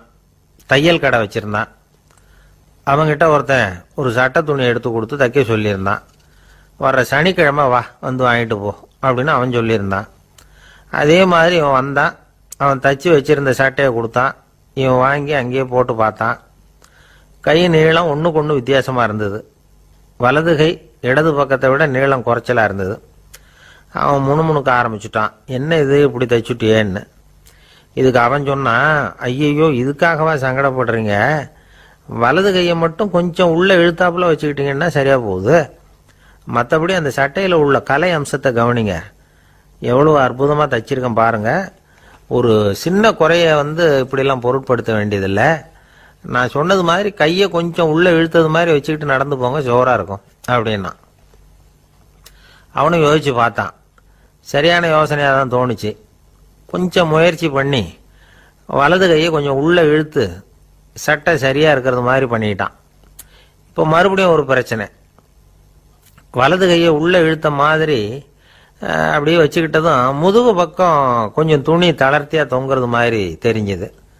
என்ன இது, முதுகு பக்கம் துணி குவிஞ்சுட்டுதே, தொங்குதே அப்படின்னா மறுபடியும், அடடா இதுக்காகவா கவலைப்படுறீங்க, உடம்ப அதுக்கு தகுந்த மாதிரி கொஞ்சம் வளைச்சிக்கிட்டா சரியா போடுது. இதுக்காக அந்த அழகான தையலை பிரித்து அதில் உள்ள கலை அம்சத்தை கெடுக்கிறதுக்கு என் மனசு இடம் தரல. எவ்வளவுக்கு தளர்த்தியா இருக்கோ அவ்வளவுக்கு கொஞ்சம் உடம்ப வளைச்சி அப்படி குனிஞ்சது மாதிரி போங்க போதும் அப்படின்னா. அதுவும் நல்ல யோசனையாக தான் பட்டுது இவனுக்கு. சரின்னு சொல்லிவிட்டு புறப்பட்டான். தெருவில் இறங்கினா, கையை கொஞ்சம் உள்ளே இழுத்தான், உடம்ப கொஞ்சம் முன்னால் வளைச்சான், சட்டைக்கு தகுந்த மாதிரி உடம்ப பண்ணிக்கிட்டான், மெதுவாக நடந்து போகிறான். இப்போ எதிரில் இன்னொருத்தன் வரான். இவனை பார்க்குறான், இவன் போட்டிருக்கிற சட்டையை பார்க்குறான். ஆஹா அற்புதம்ங்கிறான். சும்மா சொல்லக்கூடாது, ரொம்ப நல்லா இருக்குது, நிச்சயமா இது இந்த ஊர் மேலே தெருவில் இருக்கிற ஒருத்தன் இருக்கானே, அவன் தைச்சதாக தான் இருக்கணும் அப்படின்னா. இதை கேட்டதும் அவனுக்கு ஆச்சரியம். எப்படி அவ்வளவு கரெக்டாக கண்டுபிடிச்சிங்க அப்படின்னு கேட்டிருக்கான். இதுக்கு அந்த வழிபோக்கன்னு சொன்னானா, அவன் ரொம்ப கெட்டிக்காரன், உங்களை மாதிரி உடம்பும் கையும் வளைஞ்சு போன ஒரு ஆசாமிக்கு அவனை தவிர வேற யாராலேயும் இவ்வளவு பொருத்தமான ஒரு சட்டையை தைக்க முடியாது அப்படின்னானா. பாருங்க, அவனுக்காக இவன் அனுசரிக்க போய் இவனோட நிலைமை எப்படி ஆயிட்டுது பாருங்க. இதே மாதிரி தான் சில சடங்குகளும் சம்பிரதாயங்களும் நம்மளை கோமாளி ஆக்கி விட்டுரும். எதுவாக இருந்தாலும் அதில் அறிவுபூர்வமான அணுகுமுறை அவசியம். ஒரு நர்ஸ் அவசரமாக ஓடி டாக்டர் கிட்ட சொல்லிச்சான், டாக்டர் ஒரு தப்பு நடந்து போச்சு, 10ஆம் நம்பர் பெட்டில் இருக்கிற பேஷண்ட்டுக்கு காலில் ஆப்ரேஷன் பண்ணுறதுக்கு பதிலாக கையில் ஆப்ரேஷன் பண்ணி விட்டீங்க. கை ஆப்ரேஷன் பண்ணிக்க வேண்டிய ஆள் 7ஆம் நம்பர் பெட்டில் இருக்கார் அப்படின்னு தான். அதுக்கு இவர் பதட்டப்படாமல் சொன்னாராம், பரவாயில்ல, இவரை தூக்கி 7ஆம் நம்பர் பெட்டில் போட்டுரு அப்படின்னாராம்.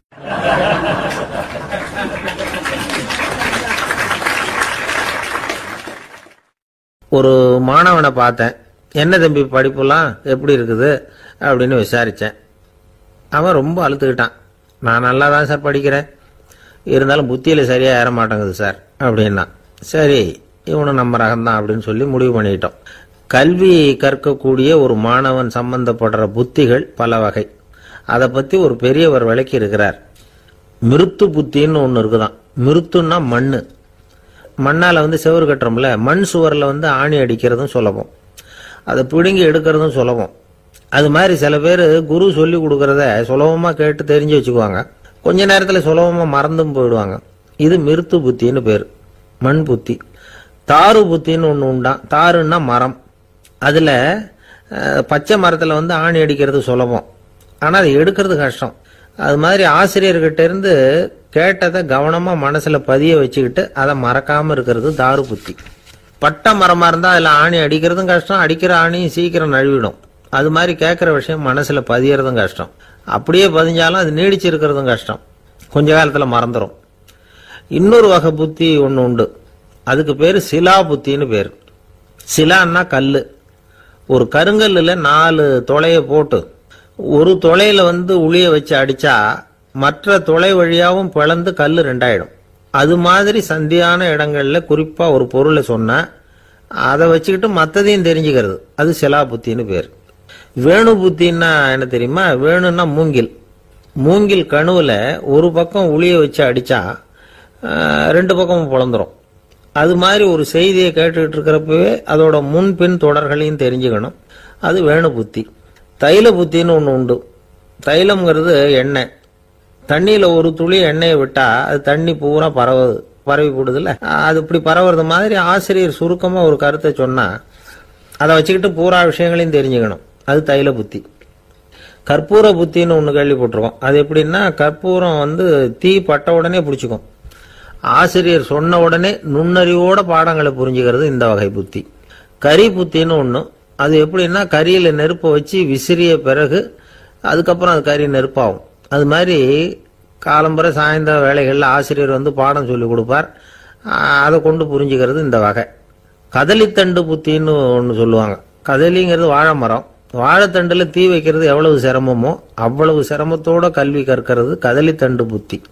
இதை தவிர இன்னும் சில வகையான மாணவர்களை கூட அடையாளம் காட்டுறாங்க. ஆசிரியர் சொன்னதில் நல்லதை மட்டும் எடுத்துக்கிறவன் அன்னம். ஆசிரியர் கிடைச்ச இடத்துல பாடத்தை கேட்டுக்கிட்டு பிறகு தனியாக உட்காந்து சிந்திக்கிறவன் பசு. பசுமாடு அப்படி தானே, புல்லு கண்ட இடத்துல மேயும், அதுக்கப்புறம் நிதானமாக அசை போட்டுக்கும். ஆசிரியர் சொன்னதை தவிர வேற எதையும் சொல்ல முடியாதவன் கிளி. பல இடங்களில் பாடங்கள் கேட்டு கடைசியில் ஒன்றும் புரியாமல் போகிறவன் ஆடு. ஆடு ஒரு செடியில் வயிறார மேயாது, ஒரே செடியில். இக்கரைக்கு அக்கறை பச்சைன்னு அங்கேயும் இங்கேயும் அலைஞ்சிக்கிட்டே இருக்கும். சில பேருக்கு எருமைன்னு பேர். எருமை எப்படின்னா, குளத்து நீரை கலக்கி தான் குடிக்கும். அது மாதிரி ஆசிரியர் மனசை நோக செய்து பயில்கிற மாணவர்கள்லாம் இந்த ரகம். இவ்வளவுலாம் இருந்தாலும் இந்த காலத்து மாணவர்கள்லாம் ஒரு தனி ரகம். ஒரு ஆசிரியர் வகுப்புல பாடம் நடத்திக்கிட்டு இருந்தார். இலக்கண வகுப்பு. இறந்த காலம், நிகழ்காலம், எதிர்காலம், past tense, present tense, future tense, இதை பற்றிலாம் பாடம் நடத்துகிறார். எல்லாம் சொல்லி கொடுத்துட்டு இப்போ நான் ஒரு வாக்கியம் சொல்லுவேன், அது என்ன காலம் அப்படிங்கிறத நீங்கள் சொல்லணும்னார் ஆசிரியர். சரின்னாங்க மாணவர்கள்லாம். நான் நாளைக்கும் பாடம் நடத்தப் போகிறேன், இது என்ன காலம் அப்படின்னு கேட்டார் ஆசிரியர். அதாவது நான் நாளைக்கும் பாடம் நடத்தப் போகிறேன், இந்த வாக்கியம் என்ன காலம்னு கேட்டார். ஒரு பையன் மெதுவாக எழுந்திரிச்சு சொன்னான், இது எங்க போதாத காலம் சார் அப்படின்னு சொல்லிவிட்டு உட்காந்துட்டானா.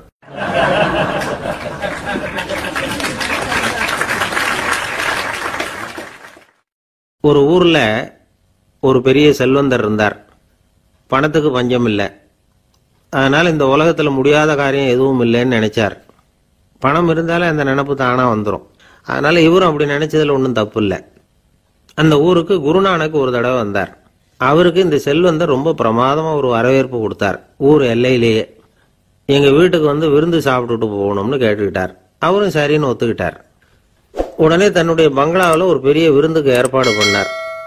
குருநானக் அழைச்சிட்டு வீட்டுக்கு போனார், உட்கார வச்சார். ஐயா, நான் இந்த ஊர்லயே ரொம்ப பெரிய வசதி உள்ளவன், என்னால எல்லாம் முடியும், உங்களுக்காக நான் என்ன செய்யணும்னு சொல்லுங்க, எதுவா இருந்தாலும் பரவாயில்ல, எவ்வளவு செலவானாலும் பரவாயில்ல, என்னால செய்ய முடியும், என்ன செய்யணும்னு சொல்லுங்க, அது போதும், நான் செய்யறேன் அப்படின்னு நான் ரொம்ப பணிவா. இதை கேட்டதும் குருநானக் சிந்திச்சார் கொஞ்ச நேரம். அதுக்கப்புறம் தன்னோட சட்ட பைக்குள்ள கையை விட்டு ஒரு பழைய ஊசி ஒன்று எடுத்தார்.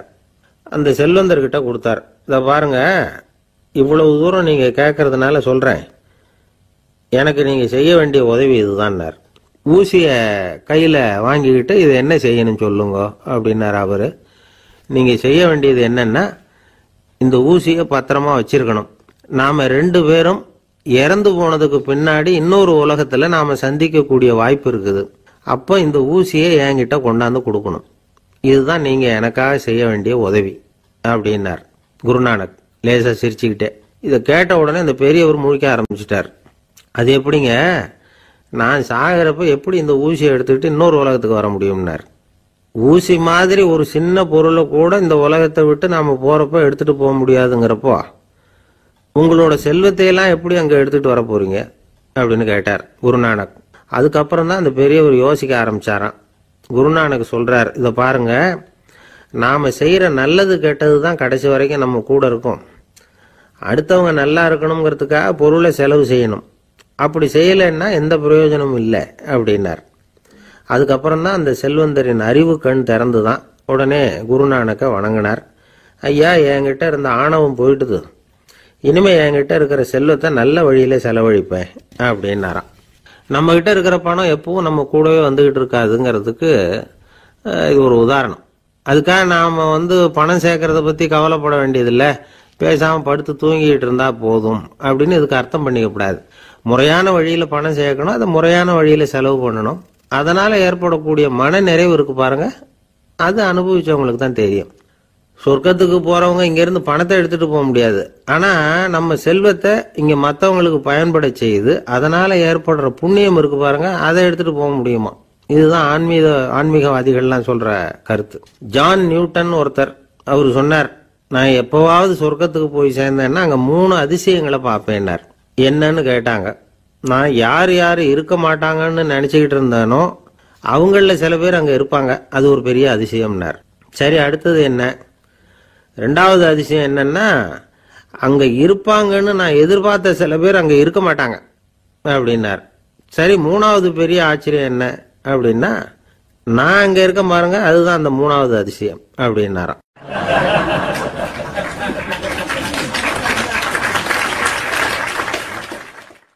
ஒருத்தர் ஓடி வந்தார். இன்னொருத்தரை பார்த்து, சார், உங்க சைக்கிளை ஒரு நாள் இரவல் கொடுங்களேன், பக்கத்து ஊருக்கு போயிட்டு வர வேண்டியிருக்கு அப்படின்னார். இவர் சைக்கிளை கொடுத்து பத்திரமா கொண்டுட்டு போங்கன்னார். சார், இதை பத்திரமா கொண்டு போறேன், கவலையே வேணாம், ஏன்னா இது உங்களோட சைக்கிள் அப்படின்னு நான் நினைக்கல, என்னோட சைக்கிளா நினைக்கிறேன் அப்படின்னார். அதுக்கப்புறம் தான் இவருக்கு உண்மையாவே பயம் வந்துட்டுது. ஏன்னா அவர் சொன்னது மாதிரி அதை தன்னோட சைக்கிளாவே நினைச்சு தள்ளிட்டு போட்டா என்ன பண்றது? எது எதை நம்முடையதா நினைக்கணுங்கிறதுக்கு ஒரு வரையறை இருக்கு. சில பேர் ஆபீஸையே வீடா நினைச்சு விடுறது உண்டு. அப்படிப்பட்டவங்க கூட வீட்டை ஆபீஸா நினைக்கிறது இல்லை. ஏன்னா வீட்டில் இவர் ஆபீஸரா நடந்துக்க முடியறதில்லை. இதெல்லாம் ஒரு பக்கம் இருக்கட்டும். இப்போ விஷயத்துக்கு வருவோம். பொறியியல் மேதை டாக்டர் விஸ்வேஸ்வரய்யா இருந்தார் இல்லையா, பாரத ரத்னா விருதெல்லாம் கொடுத்தாங்களே. ஆபீஸ் வேலை வேற, சொந்த வேலை வேற அப்படிங்கிறதுக்கு ஒரு உதாரணமா இருந்தவர் அவர். மைசூர் மகாராஜா கிட்ட திவானா இருந்தார். அவர் ஒரு நாள் அரசாங்க வேலை காரணமா வெளியூர் போயிருந்தார். ஹாசன்கிற ஊருக்கு பக்கத்துல ஒரு பயண மாளிகை, அங்க தங்கிவிட்டார். ராத்திரி அங்க தங்கி இருந்துட்டு விடிஞ்சதும் ஊருக்கு திரும்புறதாக திட்டம். ராத்திரி தூங்கறதுக்கு ரொம்ப நேரம் ஆயிட்டுது. ரொம்ப நேரம் வரைக்கும் அரசாங்க சம்பந்தப்பட்ட வேலைகளையே பார்த்துக்கிட்டு இருக்கிறார். அரசாங்க ஃபைல்கள் நிறைய இருந்தது. அதையெல்லாம் ஒவ்வொன்றா எடுத்தார், படித்து பார்த்தார், பரிசீலனை பண்ணார். அதில் எழுத வேண்டியதை எழுதினார், கையெழுத்து போட்டார். ஒரு வழியாக அந்த வேலையெல்லாம் முடிஞ்சுது. அதுக்கப்புறம் என்ன பண்ணார்னா, தன்னுடைய சூட்கேஸை திறந்தார். அதிலிருந்து 2 மெழுகுவத்தியை எடுத்து கொளுத்தி வச்சார். அந்த பயண மாளிகையில் அது வரைக்கும் எரிஞ்சுக்கிட்டு இருந்த மின்சார விளக்குகளை அணைச்சுட்டார். அதுக்கு பிறகு அந்த மெழுகுவத்தி வெளிச்சத்தில் சில புத்தகங்களை தொடர்ந்து படிக்க ஆரம்பிச்சிட்டார். அந்த பயண மாளிகையில் பணியாளராக இருந்தவர் இதை பார்த்துட்டு ஓடி வந்தார். மறுபடியும் மின் விளக்க போடுறதுக்காக போனார். விஸ்வேஸ்வரய்யா அதை பார்த்துட்டு போட வேணாம்ட்டாராம். இதுவரைக்கும் நான் அரசாங்க அலுவல்களை கவனிச்சுக்கிட்டு இருந்தேன், அதனால மின் விளக்குகள் அப்போ எரிஞ்சதில் தப்பு இல்லை. இப்போ நான் புத்தகம் படிச்சுக்கிட்டு இருக்கேன், இது என்னுடைய சொந்த வேலை. இங்கே இருக்கிற மின் விளக்கு அதுக்காக ஏன் எரியணும் அப்படின்னு கேட்டாராம். இப்போ இருக்கிற சில அரசு பணியாளர்கள்கிட்ட இந்த சம்பவத்தை பேச்சோட பேச்சா சொல்லி பார்த்தேன். அவங்களால இதை ஜீரணிக்கவே முடியல. நேர்மை தேவைதான் சார், அதுக்காக அவ்வளவு தூரத்துக்கு அது தேவையா அப்படிங்கிறாங்க. விஸ்வேஸ்வரய்யா அப்படி பண்ணினது தான் ஒரு நேர்மையாளர் அப்படின்னு இந்த உலகத்துக்கு நிரூபிக்கணுங்கிறதுக்காக இல்லை. தான் அப்படி நடந்து காட்டினா தன்னை சுற்றி இருக்கிறவங்களும் அதை கேள்விப்படுறவங்களும் முடிஞ்ச அளவுக்கு பொது வாழ்க்கையில் அரசு பணியில் நேர்மையை கடைபிடிக்க முயற்சி பண்ணலாமே அப்படிங்கிறதுக்காகத்தான். இப்போவும் சில பேர் இருக்கிறாங்க, இவங்க ஆஃபீஸ் வேற வீடு வேறன்னு நினைக்கிறது இல்லை, அவ்வளோ உரிமை. ஒருத்தர் அப்படிதான், அவருக்கு அவசரமாக 5000 ரூபா தேவைப்பட்டது. ஆஃபீஸு பணத்தை எடுத்துக்கிட்டார். அந்த நேரம் பார்த்து ஆடிட் வந்துட்டுது, ஆப்பிட்டுக்கிட்டார். விசாரணை நடக்குது. அவர் சொல்றார், சார் நான் நேரம் காலம் பார்க்காம ஆஃபீஸில் வேலை செய்வேன், ஏன்னா அதை என்னோட ஆஃபீஸாக நினைக்கிறேன். அவசரத்துக்கு அந்த பணத்தை எடுத்தேன், மறுபடியும் வச்சுடலாம்னு தான் இருந்தேன், அதுக்குள்ளே இப்படி ஆயிட்டுது. நீங்கள் என்ன நினைச்சாலும் சரி, நான் ஆஃபீஸ் வேற வீடு வேற அப்படின்னு நினைக்கிறது இல்லை, அது என்னோட சுபாவம் அப்படின்னார். விசாரணை பண்ணவர் தீர்ப்பு வழங்கினார். உங்கள் சுபாவத்துக்கு மதிப்பு கொடுத்து நானும் தீர்ப்பு வழங்குறேன். நீங்கள் கொஞ்ச நாள் ஜெயிலில் இருந்துட்டு வாங்க, அது உங்களுக்கு கஷ்டமாக இருக்காதுன்னு நினைக்கிறேன். ஏன்னா அங்கே போனாலும் நீங்கள் உங்கள் சுபாவப்படி வீடு வேற ஜெயில் வேறன்னு நினைக்க மாட்டீங்க அப்படின்னாராம்.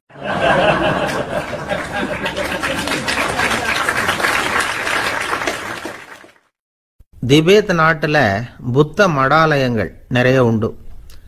அதுக்கு ஒரு தலைமையகமும் உண்டு. அது இந்த திபேத் தலைநகரம் லாசாவில் இருக்குது. ரொம்ப காலத்துக்கு அப்பால் அதை பற்றியெல்லாம் நிறைய விவரங்கள் எழுதி வச்சிருக்கிறாங்க. அது இப்போவும் நமக்கு கிடைக்குது. அதாவது ரொம்ப தூரத்துக்கு அந்தாண்ட மலைகளுக்கு நடுவில் ஒரு கிளை மடாலயம். அந்த மடத்தின் தலைவருக்கு வயசாயிட்டு தான், அதனால் தலைமை பொறுப்பை வேற ஒருத்தர்கிட்ட ஒப்படைக்கலாம் அப்படின்னு முடிவு பண்ணாராம். உடனே ஒரு லாமாவை கூப்பிட்டார். அவர் மூலமாக தலைமை மடாலயத்துக்கு செய்தி அனுப்புனார், பொருத்தமான வாரிசு ஒருத்தரை அனுப்பி வைக்கும்படியாக. அந்த வாலிப லாமா புறப்பட்டார். காடு மேடெல்லாம் நடந்து போகிறார். ரொம்ப நாள் கழித்து தலைமை பீடத்தை அடைஞ்சார். தலைமை குரு கிட்ட விவரத்தை சொன்னார். தகுதியான ஒருத்தரை அனுப்பி வச்சா அழைச்சிட்டு போகிறேன் அப்படின்னார். சரி, நாளைக்கு காலையில் நீங்கள் அவங்க எல்லாரையும் அழைச்சிட்டு போகலாம்னார் அவர். அவங்க எல்லாரையுமா? அங்கே தேவைப்படுறது ஒருத்தர் தானே அப்படின்னார் இவர். ஆமான்னார். அப்புறம் ஏன் எல்லாரையும் அழைச்சிட்டு போக சொல்கிறீங்கன்னார். அது இப்போ உனக்கு புரியாது. நான் ஒரு 100 பிக்குகளை அனுப்புகிறேன், அதாவது பிட்சுகளை. அவ்வளவு பேரையும் அங்கே வச்சு சமாளிக்க முடியாது அப்படின்னாரு இவர். இருந்தாலும் இப்போ அந்த தலைமை குரு என்ன சொன்னார்னா, அதை பற்றி கவலைப்படாத, நான் 100 பேரை அனுப்புகிறேன், அதில் 99 பேர் வழியிலேயே காணாமல் போடுவாங்க, ஒருத்தன் மட்டும்தான் வருவான். அவனும் அங்கே வந்து சேர்ந்துட்டானா நீ ரொம்ப கொடுத்து வச்சவன் அப்படின்னார். இவருக்கு ஒன்றும் புரியல. இருந்தாலும் மறுநாள் அந்த வாலிபல் 100 பேரை அழைச்சிக்கிட்டு புறப்பட்டார். போகிற வழியிலேயே பல பேர் அங்கங்கே பிச்சுக்கிட்டு போட்டாங்க. அவர் சொன்னது மாதிரியே வழியில் அவங்க ஊர்கள் இருந்தது தான் காரணம். அப்பா அம்மாவை பார்த்துட்டு வரேன் அப்படின்னு கொஞ்சம் பேர் போனாங்க. சொந்த பந்தத்தை பார்த்துட்டு வரேன் அப்படின்னு கொஞ்சம் பேர். ஒரு வாரம் ஆச்சு. இப்போ மிஞ்சினது 10 பேர் தான். வழியில் ஒரு நகரம். அங்கே சில பிட்சுக்கள் வந்து சந்திச்சாங்க. எங்கள் மடத்து தலைவர் இறந்துட்டார், உங்களில் யாராவது ஒருத்தர் எங்களுக்கு தலைவராக முடியுமா அப்படின்னு கேட்டாங்க. 10 பேரும் தயார். அதில் ஒருத்தரை அழைச்சிக்கிட்டு அவங்க போயிட்டாங்க. இன்னொரு ஊரில் சில பேர் வந்தாங்க, வழி மறிச்சாங்க. நில்லுங்க, எங்கள் மன்னர் மகளுக்கு திருமணம், அதை நடத்தி வைக்க 3 லாமாக்கள் தேவை அப்படின்னாங்க. இப்படி கொஞ்சம் கொஞ்சமாக எல்லாரும் காலி. கடைசியில் 2 பேரும் மிஞ்சினாங்க. அங்கே ஒரு இளம்பெண் எதிரில் வந்தா, எங்கள் அப்பா வேட்டைக்கு போயிருக்கிறாரு, இன்னும் திரும்பி வரல, வீட்டில் வேற யாரும் இல்லை, தனியாக இருக்க பயமாக இருக்கு, யாராவது ஒருத்தர் எனக்கு துணையாக இருக்கணும் அப்படின்னு கேட்டுக்கிட்டா. எங்கள் 2 பேரில் நீயே ஒருத்தரை தேர்ந்தெடுத்துக்கோ, இல்லைன்னா எங்களுக்குள்ள சண்டை வந்துடும் அப்படின்னாங்க. இப்போ மிஞ்சினவர் ஒருத்தர். அவருக்கும் ஒரு சோதனை வந்தது. ஒரு தர்க்கவாதி எதிரில் வந்தான், உன்னோட வாதம் பண்ணணும்னா. இவனோட வாதம் பண்ணுறேன், அது முடிய ரொம்ப காலம் ஆகலாம், தர்க்கத்தில் நான் ஜெயிச்சா அங்கே வரேன், இல்லைன்னா இவருடைய சீடனை ஆயிடுவேன் அப்படின்னார் அவர். கடைசியாக அழைக்க வந்த வாலிபலாமா மட்டும் வெறும் கையோடு திரும்பி போனார். அங்கே இருந்த வயசான மடாதிபதி கேட்டார், எத்தனை பேர் அங்கேருந்து புறப்பட்டீங்கன்னார். என்னையும் சேர்த்து 101ன்னார் அவர். நல்லது, நீயாவது திரும்பி வந்திய, அதுதான் எனக்கு போதும், ஏன்னா நீ தான் எனக்கு உண்மையான வாரிசு, அந்த 100 பேரில் யாரும் வரமாட்டாங்க அப்படின்னார் அவர். ஏன்னா அவருக்கு தெரியும் இவர் ஒருத்தர் தான் திரும்பி வருவாருங்கிறது. திபேத்தில் ஒரு பழங்கால பழமொழி உண்டாம், 100 பேர் செல்லலாம், எப்பொழுதாவது ஒருவன் அபூர்வமாக அடைய வேண்டிய இடத்தை அடைவான். இதுதான் அந்த பழமொழி. ஒரு உன்னதமான இலக்கை அடையணும்னா அது அவ்வளவு சுலபமான காரியம் இல்லை. இந்த காலத்து மடாலயம் ஒன்று, அதில் ஒரு தலைவர், அவருக்கு வயசாயிட்டுது, தனக்கு ஒரு வாரிசை நியமிக்கணும் அப்படின்னு ஆசைப்பட்டார். ரொம்ப கஷ்டப்பட்டு ஒருத்தரை பிடிச்சார், தனக்கு வாரிசா நியமிச்சுட்டு அவர் சமாதி ஆயிட்டார். புதுசாக பொறுப்பேற்றுக்கிட்டவர் அப்படியே உட்காந்துருந்தார். அவரை தேடிட்டு பத்திரிகை நிருபர்கள்லாம் வந்தாங்க, கேட்டாங்க. அவர் உங்கள் பொறுப்பில் வந்து அவர் பெரியவர் விட்டுட்டு போன இது எவ்வளவு சுமாராக தேரும், எவ்வளவு விட்டுட்டு போனார் அப்படின்னு கேட்டிருக்கிறாங்க. அது என்ன ஒரு 50 லட்சம் இருக்கும் அப்படின்னாராம். அவ்வளவும் பணமா அப்படின்னு கேட்டிருக்காங்க. இல்லைங்க, கடன் அப்படின்னாராம் இவர்.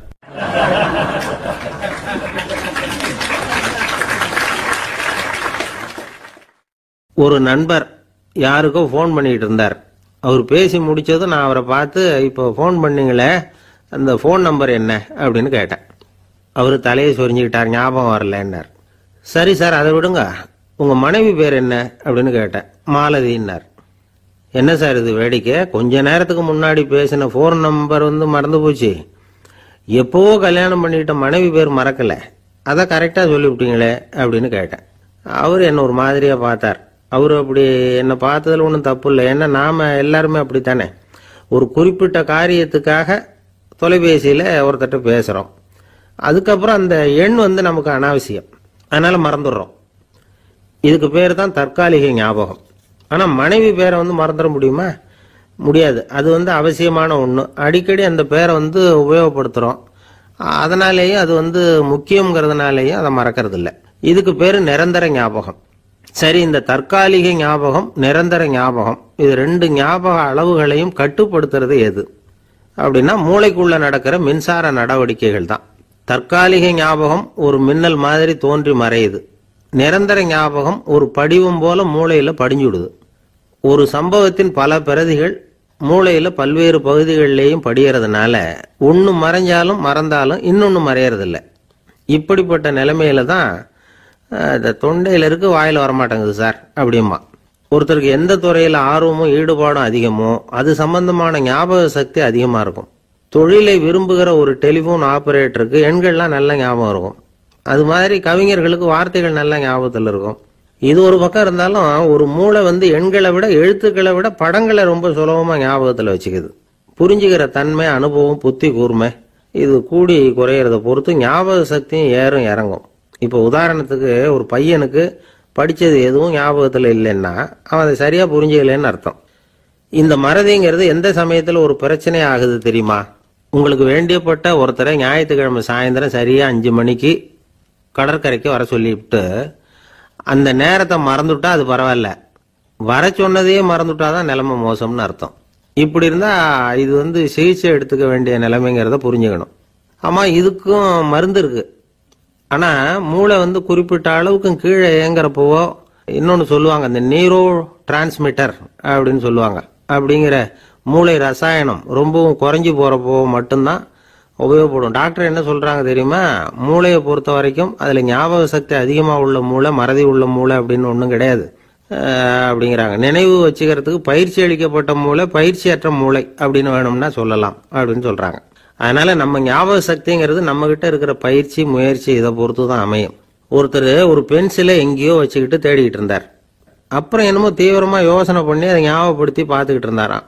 எதிரில் உட்காந்துருந்தவர் சொன்னார், பென்சிலை தானே தேடிட்டு இருக்கீங்க, அது உங்க வலது காதில் இருக்குது சார் அப்படின்னாராம் அவரு. இதுக்கு அவரு சொல்லியிருக்காரு, பென்சிலை வலது காதில் தான் வச்சிருக்கேங்கிறது எனக்கு நல்லா ஞாபகம் இருக்கு, ஆனா எது வலது காதுங்கிறது தான் மறந்து போச்சு அப்படின்னாராம். அவர் அதை தான் யோசிச்சுட்டு இருந்திருக்கிறார்.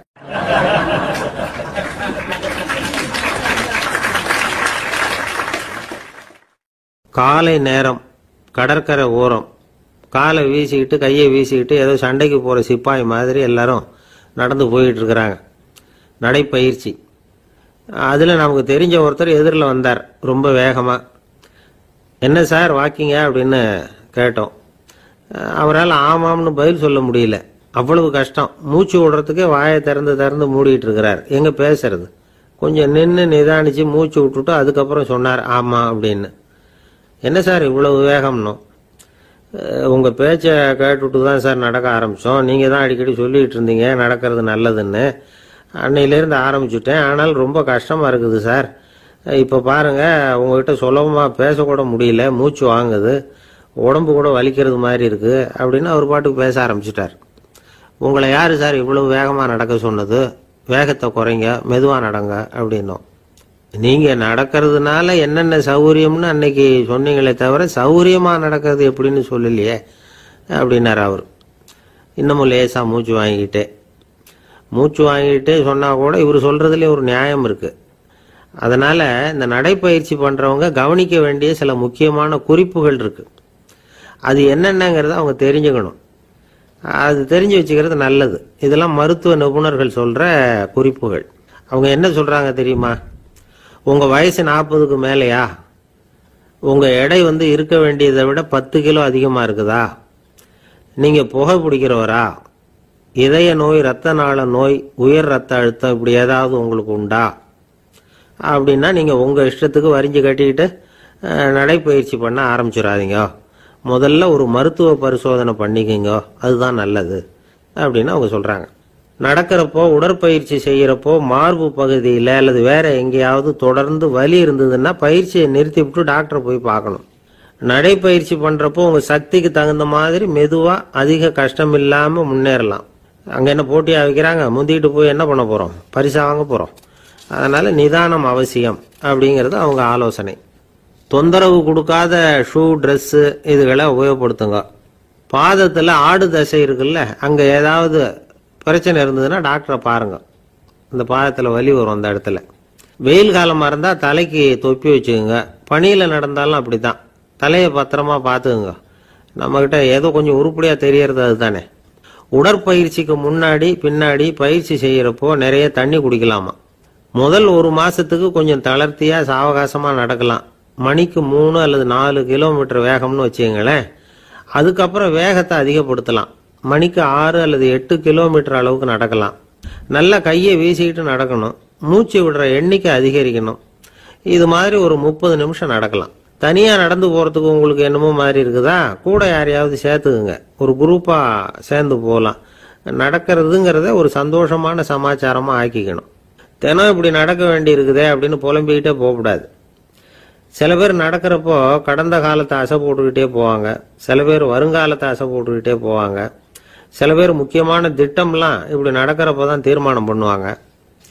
நடக்கிறதுனால மன இறுக்கம் குறையுது, பரபரப்பு குறையுது, மன ஆற்றல் பெருகுது, தன்னம்பிக்கை வளருது, முதுமை தள்ளி போகுது, செயல்திறன் அதிகரிக்குது. இதை தவிர உடம்புக்கும் பல விதமான சௌகரியங்கள் ஏற்படுது.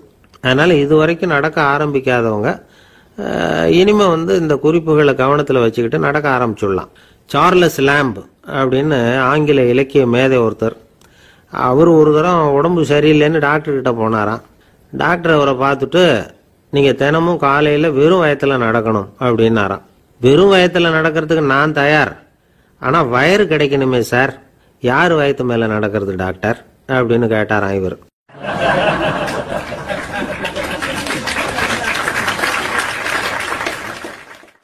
எனக்கு ஒரு உதவி செய்யணும் அப்படின்னு நம்மளை பார்த்து ஒருத்தர் கேட்குறாருன்னு வச்சுங்களேன், உடனே நாம் அவரை பார்த்து என்ன உதவின்னு கேட்போம். இதுதான் சராசரி மனிதர்களின் இயல்பு. ஆனால் ஒருத்தர் எனக்கு ஒரு உதவி செய்யணும் அப்படின்னு கேட்ட உடனே என்ன உதவின்னு கூட கேட்காம சரி செய்கிறேன் அப்படின்னு ஒத்துக்கிறது இருக்கு பாருங்க, அது கொஞ்சம் அபூர்வம். அந்த காலத்தில் ஒருத்தர் இருந்தார். அவர் எப்படி தெரியுமா, உதவி கேட்குறவங்க நல்லவங்களா கெட்டவங்களா அப்படின்னு கூட பார்க்கல, தனக்கு நன்மையா தீமையா அப்படின்னு கூட பார்க்கல, உதவி செய்கிறேன்னு புறப்பட்டு விட்டார். அவர் யார் தெரியுமா, அவர் தான் நல சக்கரவர்த்தி. அவர் மாதிரி நாமும் உதவி கேட்குறவங்களுக்கு உடனே உதவி செய்யறதுக்கு தயாராக இருக்கணும் அப்படின்னு சொன்னார் ஒரு ஆன்மீக பேச்சாளர். நல சரித்திரத்தை அவர் சொல்லிக்கிட்டு இருந்தார். இந்திரன், அக்னி, வருணன், யமன் இவங்க 4 பேரும் நலனை பார்த்து எங்களுக்கு நீ உதவி செய்யணும், எங்களுக்காக நீ தூது போகணும் அப்படின்னு கேட்குறாங்க. யாருக்கிட்ட தூது போகணும், என்ன காரியத்துக்காக போகணும் அப்படின்னு கேட்கணும்ல. நலன் அப்படி கேட்கவே இல்லை, உடனே சரின்னு ஒத்துக்கிறான். அதுக்கப்புறம் அவங்க விவரம் சொல்கிறாங்க, என்ன உதவி, யாருக்கிட்ட தூது போகணும் அப்படிங்கிற விவரத்தை சொல்கிறாங்க. நலனுக்கும் அப்புறம்தான் புரியுது, எந்த தமயந்தியை இவன் காதலிச்சானோ, எந்த தமயந்தின் சுயம்பரத்துக்காக இவன் போய்கிட்டு இருக்கிறானோ அந்த தமயந்தியை பார்த்து தங்களுக்காக அவகிட்ட வாதாடணும், பேசணும், தங்களில் ஒருத்தரை கல்யாணம் பண்ணிக்கும்படியா கேட்கணும் அப்படின்னு அவங்க 4 பேரும் நலன்கிட்ட கேட்குறாங்க. இதை கேட்டதும் நலன் கொஞ்சம் கூட முகம் சுளிக்கல, பதட்டப்படலை, நேராக தமயந்தி கிட்ட போகிறான். இந்திரன், அக்னி, வருணன், யமன் இவங்களோட சிறப்புகளை எடுத்து சொல்கிறான். இவங்களில் ஒருத்தரை கல்யாணம் பண்ணிக்கலாம் அப்படின்னு சொல்லி கேட்டுக்கிறான். ஆனால் இதுக்கு தமயந்தி சம்மதிக்கலை. சுயம்பரம் நடக்குது, அவள் நலனை தேர்ந்தெடுக்கிறான். அந்த 4 பேரும் நலனுக்கு நிறைய வரங்கள்லாம் கொடுக்குறாங்க. அதுக்கப்புறம் இப்படி போகுது கதை. இதில் நாம் கவனிக்க வேண்டியது என்னென்னா, உதவின்னு கேட்ட உடனே என்ன உதவின்னு கேட்காம சரி செய்கிறேன்னு சொன்னான் பாருங்க, அதை கொஞ்சம் சிந்திக்கணும்.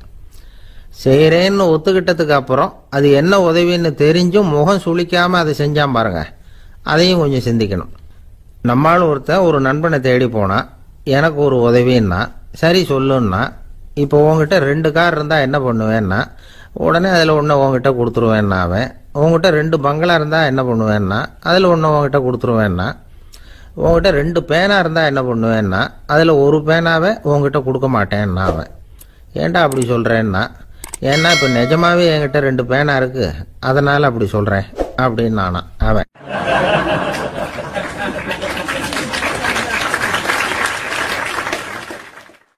ரொம்ப பேருக்கு கூட்டத்தில் பேசுறதுன்னா பயம். நமக்கு ஒன்றும் தெரியாதுன்னு மற்றவங்க நினச்சிடக்கூடாதுங்கிற எண்ணம் தான் இதுக்கு காரணம். ரொம்ப முக்கியமான ஒரு கூட்டம்னா பயமும் அதிகமாக இருக்கும். முக்கியமானவங்கள்லாம் வருவாங்களே, அவங்கெல்லாம் நம்மளை பற்றி மட்டமாக நினச்சிருவாங்களே அப்படிங்கிற பயம் வந்துடும். ஆனால் மேடை பேச்சுங்கிறது அவ்வளவு கடினமான ஒரு காரியம் இல்லைங்கிறாங்க அது சம்பந்தமான நிபுணர்கள். யாரும் பேச்சாளர் ஆகலாம், இது ஒன்றும் பெரிய கிஃப்ட் கிடையாது அப்படின்னு அவங்க சொல்கிறாங்க. நீங்கள் ஒரு சிறந்த பேச்சாளர் ஆகணுமா அப்படின்னா அதுக்குன்னு சில ஆலோசனைகளை சொல்லி வச்சிருக்கிறாங்க அனுபவசாலிகள். முதல் ஆலோசனை என்னன்னா, உங்கள் பேச்சு எளிமையாக இருக்கணும். ஏதாவது ஒரு கருத்து அல்லது 2 கருத்து சொன்னால் போதும், 20 அல்லது 30 கருத்துக்களை சொல்லிகிட்டே போகக்கூடாது. 2வது ஆலோசனை, நீங்கள் என்ன பேச போறீங்கிறது முதல்ல உங்களுக்கு நல்லா புரியணும். அதுக்கப்புறம் தான் அதை அடுத்தவங்களுக்கு புரிய வைக்க முடியும். எப்படி ஆரம்பிக்க போகிறோம், எந்த கருத்தை முக்கியமாக வலியுறுத்த போகிறோம், எப்படி முடிக்க போகிறோம் அப்படிங்கிறத முதல்ல நல்லா சிந்திச்சு மனசில் வச்சுக்கணும். கடைசியாக என்ன சொல்கிறீங்களோ அதுதான் கேட்குறவங்க மனசில் நிற்கும். 3வது ஆலோசனை என்னென்னா, உங்கள் பேச்சு சுருக்கமாக இருக்கணும். ஒரு 15 நிமிஷம் பேசுறது ரொம்ப பொருத்தம். மணிக்கணக்கில் பேசிக்கிட்டு இருக்கிறது நல்லதில்லை. 4வது ஆலோசனை, நீங்க பேசுறது உண்மையா இருக்கணும். உங்களுக்கு உண்மையான அனுபவங்கள் இருக்கும், அதை சொல்லலாம். உங்களுடைய உண்மையான அனுபவங்களை மற்றவங்களோட பகிர்ந்துக்கணும், அதுதான் முக்கியம். 5வது ஆலோசனை, ஆரம்பத்தில் கொஞ்ச நேரம் உங்களை பற்றியும் எதிரில் உள்ளவங்களை பற்றியும் சம்பந்தப்படுத்தி ஏதாவது பேசி ஒரு நெருக்கத்தை ஏற்படுத்திக்கணும். ஒவ்வொருத்தரும் இப்போ இவர் பேச போகிறது நம்ம சம்பந்தப்பட்டது அப்படின்னு நினைக்க ஆரம்பிச்சிருவாங்கல்ல, அதுக்கப்புறம் அவங்க கேட்க தயாராகிட்டாங்கன்னு அர்த்தம். எதிரில் உட்காந்துருக்கிற கூட்டத்திலிருந்து 3 பேரை தேர்ந்தெடுங்க. அதாவது வலது பக்கம் ஒருத்தர், நடுவில் ஒருத்தர், இடது பக்கம் ஒருத்தர். அதாவது உங்களை ரொம்ப கனிவாகவும் ஆர்வமாகவும் பார்க்குறவராக பார்த்து தேர்ந்தெடுத்துங்க. மனசுக்குள்ள நீங்கள் பேசும்பொழுது என்ன பண்ணணும்னா, இவங்களை நேருக்கு நேராக மாறி மாறி பார்த்துக்கிட்டே பேசுனீங்கன்னா நீங்கள் ஏதோ ஒட்டுமொத்த கூட்டத்தையும் பார்த்து பேசுறதாக ஒரு உணர்வு அது ஏற்படுத்திவிடும். 6வது ஆலோசனை என்னன்னா, சொற்பொழிவுன்னா நீங்கள் பேசணும், படிக்கக்கூடாது. எழுதி படிக்கிறது நல்லா இருக்காது. குறிப்புகள் வேணும்னா வச்சுக்கலாம். படிக்கிறது பேப்பர்லேருந்து வர்றது மாதிரி இருக்கும், பேசுறது இதயத்திலேருந்து வர்றது மாதிரி இருக்கும். அப்புறம் 7வது ஆலோசனை சொல்கிறாங்க. அது என்னன்னா, மேடையில் ஏறி நின்ன உடனே இயல்பாக மூச்சை இழுத்து விட்டுங்க, இயல்பு நிலைக்கு வாங்க, அதுக்கப்புறம் இயல்பாக பேச ஆரம்பிக்கலாம் அப்படிங்கிறாங்க. இவ்வளவும் பேச்சு கலையில் வல்லுநர்களாக இருக்கிறவங்க சொல்லுகிற ஆலோசனைகள். இதையெல்லாம் கடைபிடிச்சா நமக்கும் அதுக்கும் வெகு தூரம்னு நினச்சிக்கிட்டு இருந்த ஒன்று இப்போ கிட்டத்தில் நெருங்கி வந்துடும். நாம் சொல்கிறபடியெல்லாம் அது கேட்கும். ஒரு பேச்சாளர், அவருக்கு சுருக்கமாகவே பேச தெரியாது. மேடையில் ஏற்றி விட்டுவிட்டா போதும், ஆரம்பிச்சிருவார், நிறுத்த மாட்டார், பேசிக்கிட்டே இருப்பார். ஒரு தடவை அவர் ஒரு கூட்டத்தில் ரொம்ப நேரம் பேசிக்கிட்டே இருக்கிறார்.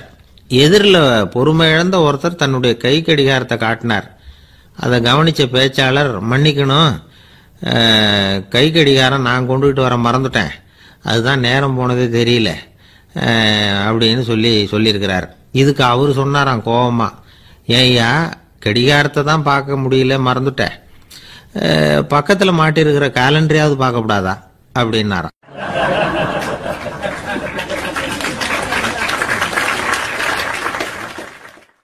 கப்பல் கடல்ல போய்கிட்டு இருக்கு.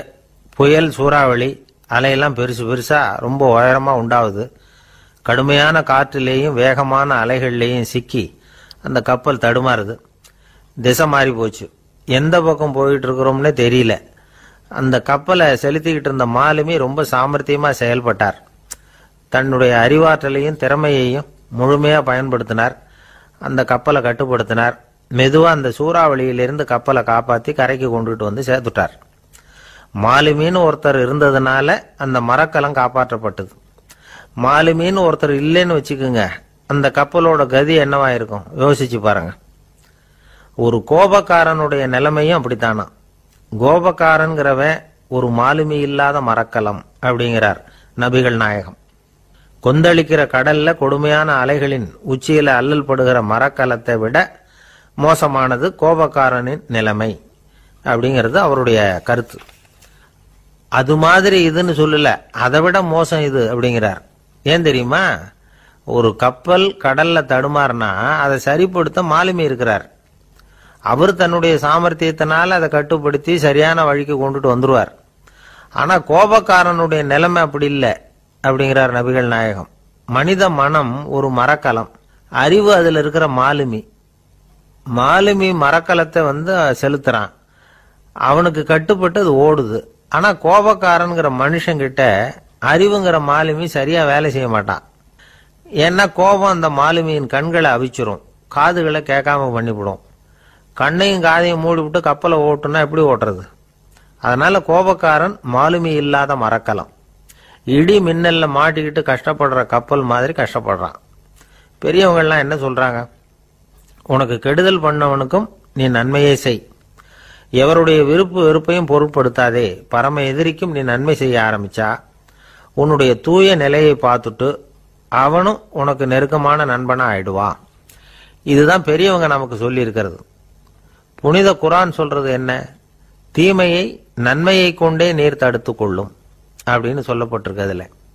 இன்னா செய்தாரை ஒருத்தல் அவர் நாண நன்னயம் செய்து விடல் அப்படிங்கிறார் திருவள்ளுவர். செல்வந்தர் ஒருத்தர்கிட்ட ஒரு சிறுவன் ஆடு மேய்ச்சிக்கிட்டு இருந்தானா.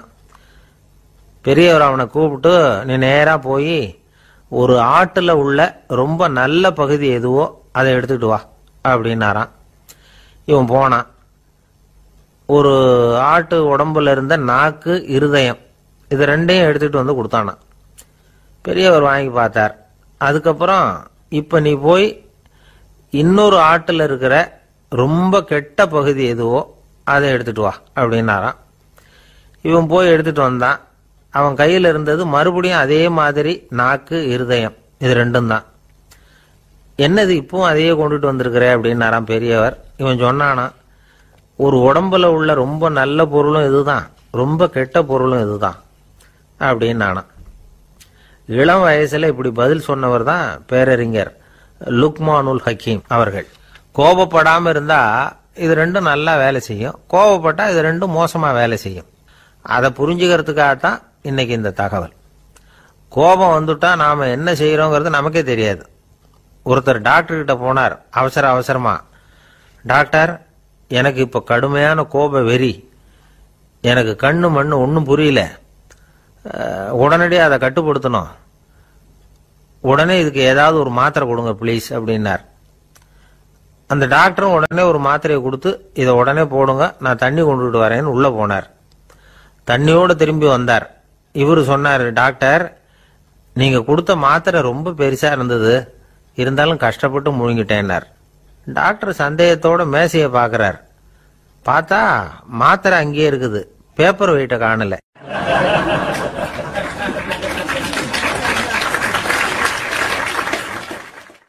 தானத்துல சிறந்தது எது அப்படின்னு ஒரு கேள்வியை கேட்டு, தானத்துல சிறந்தது நிதானம் அப்படின்னு அதுக்கு ஒரு பதிலும் சொல்றவங்க உண்டு. நிதானம் ரொம்ப அவசியம், அதுவும் இன்றைய உலகத்துக்கு ரொம்ப அவசியம். இன்னைக்கு உலகம் ரொம்ப பரபரப்பா போய்கிட்டு இருக்குது. பொறுமையா இருக்கணும்னு நினைக்கிறவங்களால கூட அப்படி இருக்க முடியறதில்ல.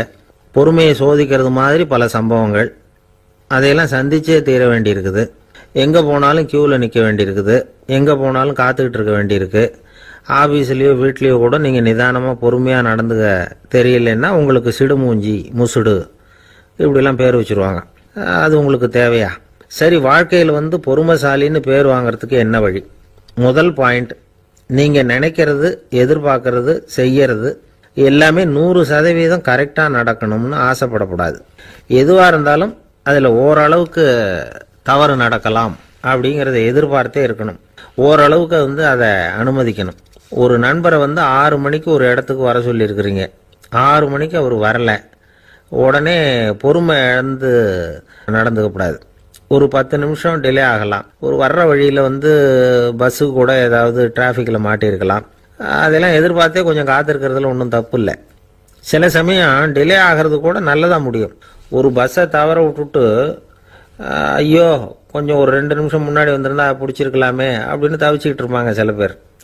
அடுத்தபடியா வர்ற பஸ் நேரடியா நீங்க போக வேண்டிய இடத்துக்கே கொண்டு போய் விடுற பஸ்ஸா கூட இருக்கலாம். அது உங்களுக்கு முன்னாடி தெரியாதுல்ல. சில நெருக்கடியான சூழ்நிலைகளை தமாஷா எடுத்துக்கிறதுக்கு பழகிக்கணும். சில இடங்களுக்கு போறப்ப காத்திருக்கிறதுக்கு நம்ம மனசை தயார்படுத்திக்கிட்டே போகணும். ஒரு ரயிலுக்கோ பஸ்ஸுக்கோ அல்லது விமானத்துக்கோ கப்பல் பிரயாணத்துக்கோ போறப்போ அங்க போய் நீங்க மணிக்கணக்கில் கூட காத்துக்கிட்டு தான் இருக்கணும். புறப்படுற நேரம் கூட மாறலாம். நீங்க போய் சேர்ந்ததும் அது உடனே புறப்படணும்னு கட்டாயமா என்ன? அது மாதிரி சமயத்துல படிக்கிறதுக்குன்னு சில சுவாரஸ்யமான புத்தகங்களையும் கையில் எடுத்துக்கலாம். உங்களை சுத்தி எவ்வளவோ சுவாரஸ்யமான சம்பவங்கள் நடந்துகிட்டு இருக்குதுல்ல, அதையெல்லாம் வேடிக்கை பாருங்க. எதுக்காக காத்துக்கிட்டு இருக்கிறோமோ அந்த காரியத்துல உண்மையாவே நமக்கு ஒரு அக்கறை இருந்தா நமக்கு போர் அடிக்காது. சில கோயில்களில் பார்த்துருப்பீங்க, தரிசனத்துக்காக பக்தர்கள் நாள் கணக்கில் காத்துக்கிட்டு இருப்பாங்க. அவங்களெலாம் அழுத்துக்கிறது இல்லை. ஆண்டவனை தரிசிக்கணுங்கிற உண்மையான அக்கறை இருக்கிறதுனால அவங்களுக்கு போர் அடிக்கிறது இல்லை. ஆனால் சில சினிமா தியேட்டரில் கூட பார்க்கலாமே, சினிமா கியூ கூட அப்படிதான். சாயந்தரம் 6 மணி ஆட்டத்துக்கு காலம்பரம் 6 மணிக்கே போய் கூட காத்துக்கிட்டு இருப்பாங்க. அவங்களுக்கெல்லாம் போர் அடிக்காது, படம் பார்க்குற ஆர்வம். இன்னொரு முக்கியமான விஷயத்த நாம் பழக்கப்படுத்திக்கணும். லிவ் ஃபார் தி மூமெண்ட் அப்படிங்கிறாங்க நிபுணர்கள். ரொம்ப பேர் எப்படின்னா அடுத்தபடியாக நடக்க போகிற விஷயத்திலேயே கவனமாக இருப்பாங்க. அந்த நினைப்புலேயே இந்த நிமிஷத்தை பொறுமை இல்லாமல் கழிப்பாங்க. ஒருத்தர் இருக்கார், அவர் எப்படின்னா ஆஃபீஸ் முடியறதுக்குள்ளேயே சார் 5 மணிக்கெல்லாம் ரெடியாக இருங்க, நாம் அந்த ஹோட்டலில் போய் டிஃபன் சாப்பிட்ணும் அப்படின்னு 4 மணிலேருந்து சொல்லிகிட்டு இருப்பார். 4:55 பரபரப்பாக ஓடி வருவார். 2 பேரும் புறப்படுவோம், ஹோட்டலுக்கு போவோம், சாப்பிட்டுக்கிட்டு இருப்போம். அப்படி சாப்பிட்டுட்டு இருக்கிறப்ப சார் சாப்பிட்டு முடிச்சதும் நேராக ஒரு ஜவுளி கடைக்கு போகிறோம் அப்படிம்பார். பரபரக்க சாப்பிட்டு முடிப்பார், புறப்படுவார். ஜவுளி கடையில் அவசர அவசரமாக சீக்கிரம் பில் போடுங்க சார், சினிமாவுக்கு நேரம் ஆகிடும்பார். சினிமா தியேட்டரில் உட்காந்து அடுத்தபடியாக எங்கே டின்னர் சாப்பிட்றதுன்னு யோசனை பண்ணிகிட்டு இருப்பார். ராத்திரி படுக்கையில் விழுந்ததுக்கு அப்புறமும் நாளைக்கு காலையில் எழுந்திரிச்சதும் அதை பண்ணணும் இதை பண்ணணும்னு திட்டம் போட்டுக்கிட்டே இருப்பார். அதாவது எப்பவும் அடுத்த நிமிஷம், அடுத்த நாள், அடுத்த வாரம், அடுத்த வருஷம், இதுதான் அவங்க சிந்தனை. இந்த நிமிஷம் என்ஜாய்மெண்ட்டை அவங்க இழந்துடுறாங்களாம். அதனால தான் வாழ்நாள் பூரா பொறுமையின்மை, அவஸ்தை, அல்லல். அதனால் நாம் எல்லாரும் வாழ்க்கையில் நிதானமாக இருக்கிறதுக்கு கற்றுக்கணுமா. அதுக்காக இந்த நிதானத்துக்கு வேறு விதமான அர்த்தம் பண்ணிக்கக்கூடாது. ஒருத்தர் அப்படித்தான் ஒரு தடவை அவருடைய குதிரை காணாமல் போயிட்டு தான். அதுக்காக அவர் கவலைப்படல, நிம்மதியாக இருந்தார், சந்தோஷமாக இருந்தார். என்ன சார் இது, உங்கள் குதிரை திருட்டு போயிட்டுதுங்கிறீங்க, நீங்கள் கவலைப்படாமல் இருக்கிறீங்களே அப்படின்னு கேட்டாங்களாம். அதுக்கு அவர் சொல்லியிருக்கார், நல்ல வேலை சார், கட்டியிருந்த குதிரை காணாமல் போயிருக்குது. நான் அது மேலே உட்காந்துருக்கிற சமயம் அது காணாமல் போயிருந்ததுன்னா, திருட்டு போயிருந்ததுன்னா நானும் சேர்ந்துல காணாமல் போயிருப்பேன் அப்படின்னாராம். எவ்வளவு நிதானமான ஆள் பாருங்க.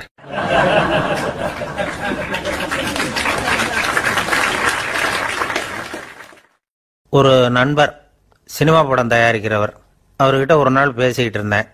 அது எப்படி சார், நீங்கள் எடுக்கிற எந்த படமும் கையை கடிக்காத அளவுக்கு எடுத்துடுறீங்களே, அது எப்படின்னு கேட்டேன். அது ஒன்றும் பெரிய விஷயம் இல்லை சார், பெண்களுக்குன்னு சில உருக்கமான காட்சிகள், இளைஞர்களுக்குன்னு சில நடனங்கள், அடிதடி காட்சிகள், அப்புறம் வயசானவங்களுக்குன்னு சில ஆன்மீக காட்சிகள், சின்ன பிள்ளைங்களுக்கு சிரிப்பு, இப்படி எல்லாமும் சேர்த்து நான் படம் எடுக்கிறேன். மசாலா படம்னு பேர். இது ரொம்ப பெருசாக இல்லைன்னாலும் ஓரளவுக்கு சுமாராக ஓடிடும், கையை கடிக்காது அப்படின்னார். இது ஒரு உத்தி. சில பத்திரிகை ஆசிரியர்களும் இந்த உத்தியை கையாளுறது உண்டு. இந்த உத்திக்கு பார்னம் உத்தி அப்படின்னு பேர். பார்னம் எஃபெக்ட் அப்படின்னு சொல்லுவாங்க. அதாவது ஃபீனியஸ் டி பார்னம் அப்படின்னு ஒருத்தர் அமெரிக்காவில் இருந்தாராம். அதாவது 19ஆம் நூற்றாண்டில் அமெரிக்காவில் கொடிகட்டி பறந்த ஒரு சர்க்கஸ் நிறுவனத்தின் அதிபர் அவர். இந்த உலகத்தில் ஒவ்வொரு நிமிஷமும் ஒரு ஏமாளி பறந்துக்கிட்டே இருக்கிறான் அப்படிங்கிறது அவருடைய சித்தாந்தம். ஒவ்வொருத்தரையும் திருப்திப்படுத்துகிற அளவுக்கு அம்சங்களை கொஞ்சம் கொஞ்சமாக கலந்து கேளிக்கை நிகழ்ச்சிகளை நடத்தினது தான் அவருடைய மகத்தான வெற்றிக்கு காரணம். அதனால் அந்த உத்தியை யார் கடைப்பிடிச்சாலும் சரி, அதுக்கு பார்னம் உத்தி அப்படின்னு பேர் வந்துட்டுது. ஜோசியம் சொல்கிறவங்களுக்கும் இந்த உத்தி தான் கை கொடுக்குது.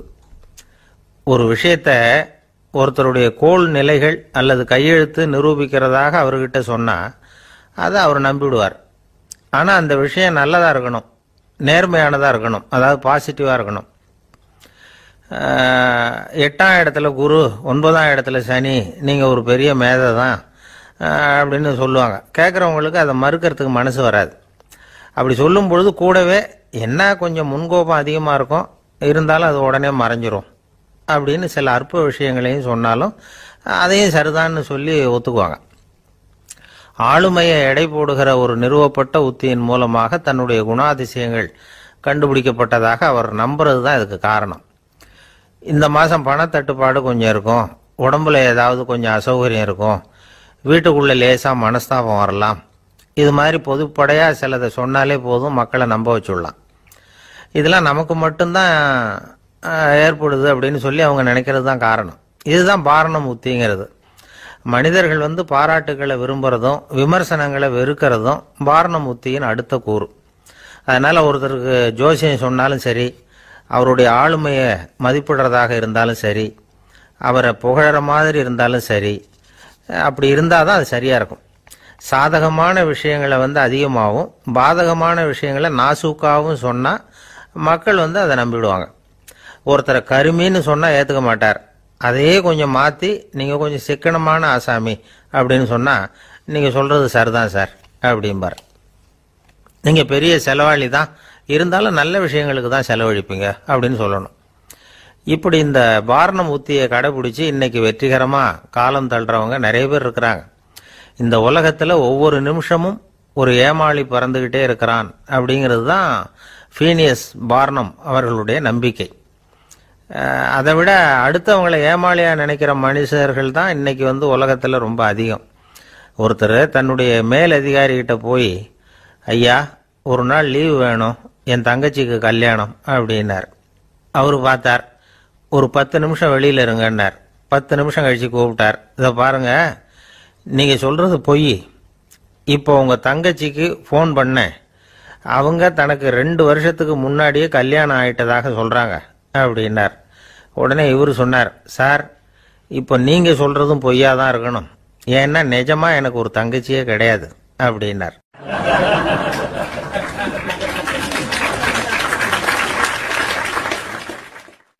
ஒரு நாள் காலை நேரம் ஒரு குரு படுக்கையை விட்டு எழுந்திருக்கிறார். உடனே சீடர்களை பார்த்து எல்லாரும் இப்படி வாங்கங்கிறார். எல்லாரும் வர்றாங்க வேகமாக. என்னங்க வேணும் உங்களுக்கு அப்படிங்கிற மாதிரி எல்லாரும் குருவை பார்த்தாங்க பயபக்தியோட. குரு அந்த சீடர்களை பார்த்து, இதை பாருங்க, இப்போ நான் ஒரு சிக்கலான விவகாரத்தில் மாட்டிக்கிட்டு இருக்கிறேன், அதை நீங்கள் தீர்த்து வச்சா நல்லதுன்னார். சீடர்களுக்கு ஒன்றும் புரியல. என்ன இது இவர் இப்படி சொல்கிறாரு? நமக்குள்ள எல்லா விவகாரங்களையும் தீர்த்து வைக்கிறவர் நம்ம குருநாதர். அவருடைய விவகாரத்தை நாம தீர்த்து வைக்கிறதா? ஆச்சரியமாக இருக்குதே, குருநாதருக்கே சிக்கலா அப்படின்னு யோசனை பண்ண ஆரம்பித்தாங்க. இருந்தாலும் ரொம்ப பணிவாக கேட்டாங்க, சுவாமி உங்களுக்கே சிக்கலா? இந்த உலகத்து சிக்கல்களுக்கும் சிரமங்களுக்கும் அப்பாற்பட்டவர் அல்லவா தாங்கள்? அப்படிப்பட்ட உங்களுக்கு சிக்கல்னா அது எப்படி அப்படின்னாங்க.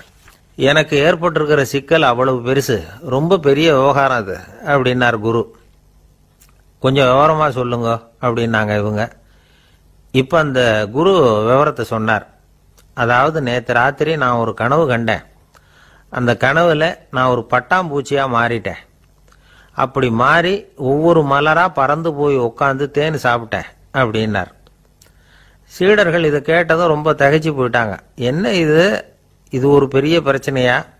ஒரு சாதாரண கனவு கண்டதுக்காகவா இந்த காலை வேளையில் நம்மளையெல்லாம் குருநாதர் இவ்வளவு அவசரமாக கூப்பிட்டுருக்கார் அப்படின்னு நினைச்சாங்க. இருந்தாலும் கேட்டாங்க, இதில் என்ன சிக்கல் சுவாமி? கனவுங்கிறது எல்லாருக்கும் வரத்தானே செய்யும் அப்படின்னார் ஒரு சீடர். சீடர்களே, பிரச்சனை அது இல்லை. நான் இன்னைக்கு காலையில் கண்ணு முழிச்சு பார்த்தப்போ நான் நானாக மறுபடியும் மாறிட்டேங்கிறத தெரிஞ்சுக்கிட்டேன். இதில் சிக்கல் என்னன்னா, இப்போ அந்த பட்டாம்பூச்சி தான் நானா ஆயிட்டதாக கனவு கண்டுகிட்டு இருக்கா அப்படிங்கிறது தான். ஒரு மனுஷன் பட்டாம்பூச்சி ஆகிறதாக கனவு காண முடியுங்கிறப்போ அந்த பட்டாம்பூச்சியும் மனுஷனாக ஆகிறதாக கனவு காண முடியும் இல்லையா? இப்போ எனக்கு யதார்த்த நிலை தெரியணும், எது நிஜம்னு தெரியணும். நேற்று ராத்திரி நான் கண்டது கனவா, அல்லது இது பட்டாம்பூச்சி கண்டுகிட்டு இருக்கிற கனவா? இதுதான் குரு கேட்ட கேள்வி. இதை கேட்டதும் சீடர்கள் ரொம்ப குழம்பி போயிட்டாங்க. சுவாமி, இதுவரைக்கும் நாங்கள் தூங்குறப்ப பார்க்கறது கனவுன்னும் மூழ்கிட்டு இருக்கிறப்ப பார்க்கறது நனவுன்னு நம்பிக்கிட்டு இருக்கிறோம். இப்போ எங்களை ரொம்ப குழப்பிட்டீங்க, இதுக்கு பதில் சொல்ல எங்களுக்கு சக்தி இல்லை அப்படின்னு சொல்லிவிட்டாங்களாம். அதுக்கப்புறம் அந்த குரு சொன்னாராம், நினைவு தான் முக்கியமான அம்சம். முடிவு கட்டம்னா பகலின் நினைவுகளை விட இரவின் கனவுகளே ரொம்ப உண்மை. ஒருத்தன் தூங்க போனா தூங்கிக்கிட்டே இருந்தா அவன் காணும் கனவு பொய்ங்கிறத அவன் உணர மாட்டான். ஒவ்வொரு கனவும் காணும் பொழுது அது ரொம்ப உண்மையாக தான் தெரியுது. ஒரு கனவு கூட உண்மை இல்லைன்னு கனவுல தோன்றுவதே இல்லை அப்படின்னார் குரு. அகில வாழ்வு அத்தனையும் சொற்பனம் கண்டாய் அப்படிங்கிறார் தாயுமானவர். ஆகையினால நம்ம கனவுலேருந்து நாம் என்னைக்கு முழிச்சிக்க போகிறோம் அப்படிங்கிறது தான் ஒரு முக்கியமான கேள்வி. ஒருத்தர் வந்தார், காலில் கட்டோடு வந்தார். என்னங்க காலில் கட்டுன்னு? சார், நேற்று ராத்திரி தூக்கத்தில் எங்கள் வீட்டு கூரையில் ஏணியை சாத்தி வச்சு இறங்கினப்போ வழுக்கி விழுந்து காலை உடச்சிக்கிட்டேன்னார். உங்கள் வீட்டில் தான் ஏணியே கிடையாது சார் அப்படின்னு. உண்மைதான் சார், நான் கீழே விழுந்து முழிச்சுக்கிட்டதுக்கு அப்புறம் தானே ஏணி இல்லைங்கிறது எனக்கு ஞாபகம் வந்தது அப்படின்னார்.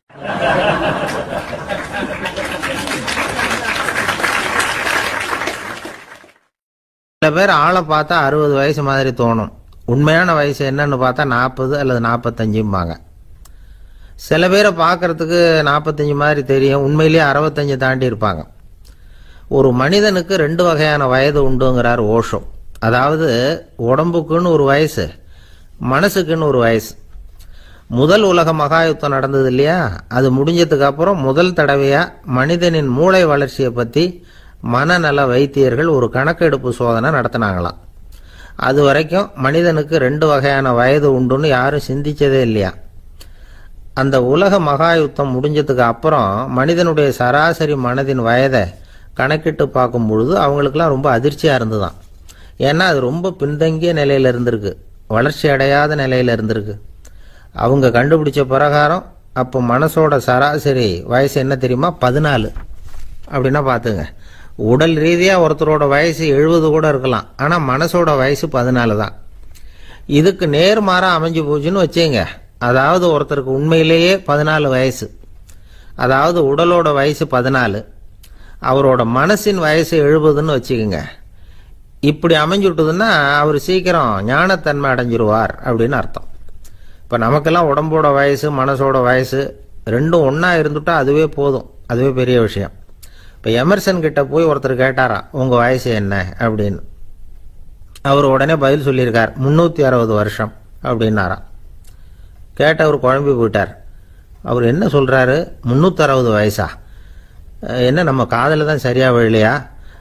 எமர்சன் எப்பவும் உண்மையை பேசுகிற ஒரு சிறந்த அறிவாளி, அவர் இப்படிலாம் பொய் சொல்ல மாட்டாரே அப்படின்னு ஒரு யோசனை பண்ணிக்கிட்டே இவர் மறுபடியும் அவர் கிட்ட போனாராம்.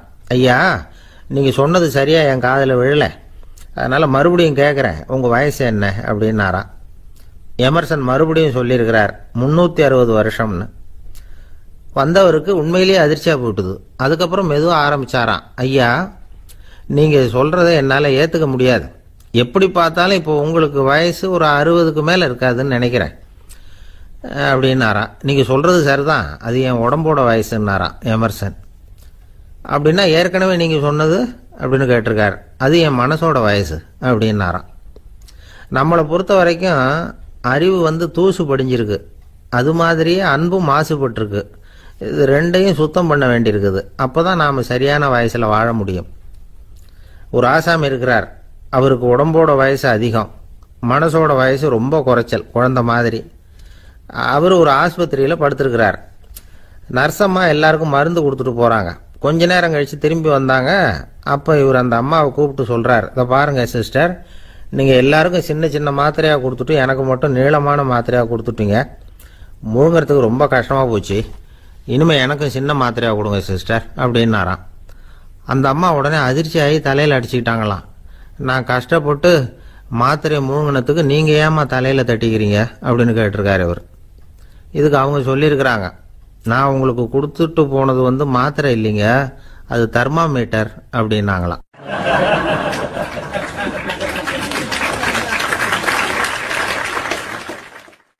நாட்டில் நல்லவங்க ஒருத்தர் 2 பேர் இருக்கிறதுனால தாங்க மழையே பெய்யுது அப்படின்னு சொல்றது உண்டு. நல்லார் ஒருவர் உளரேல் அவர் பொருட்டு எல்லாருக்கும் பெய்யும் மழை. சில சமயம் ரொம்ப பேர் திடீர்னு நல்லவங்களா ஆயிடுவாங்க போல இருக்கு, அதனால தான் விடாம பேய் மழையா கொட்டி தீர்த்துடுது. எல்லாரும் நல்லவங்களாயிட்டா உலகமே தாங்காது போல இருக்க. அப்பப்போ ஒருத்தர் 2 பேர் நல்லவங்களாகணும், அப்பதான் சீரா மழை பெய்யும். மாசத்துக்கு 3 பேர் நல்லவங்களானா மாதம் மும்மாரி பொழியும். இதெல்லாம் வேடிக்கை பேச்சு. இப்போ இதெல்லாம் ஒரு பக்கம் இருக்கட்டும், இப்போ விஷயத்துக்கு வருவோம். ஒரு கும்பல்ல நல்லவன் யாரு அப்படிங்கிறத எப்படி கண்டுபிடிக்கிறது? இதுக்கு ஒரு வேடிக்கை கதை உண்டு. என்னுடைய நண்பர் ஒருத்தருக்கு அவங்க பாட்டியம்மா சொன்ன கதையா அது. அது என்ன கதைன்னா, ஒரு ஊர்ல ஒரு சமயம் பலமான மழை பெய்ய ஆரம்பிச்சுட்டு தான், இடி மின்னல் ரொம்ப கடுமையா இருந்திருக்குது. ஆரம்பிச்ச மழை வர வர கடுமையா ஆகிட்டு இருக்குதே தவிர நிக்கிற பாடா தெரியல.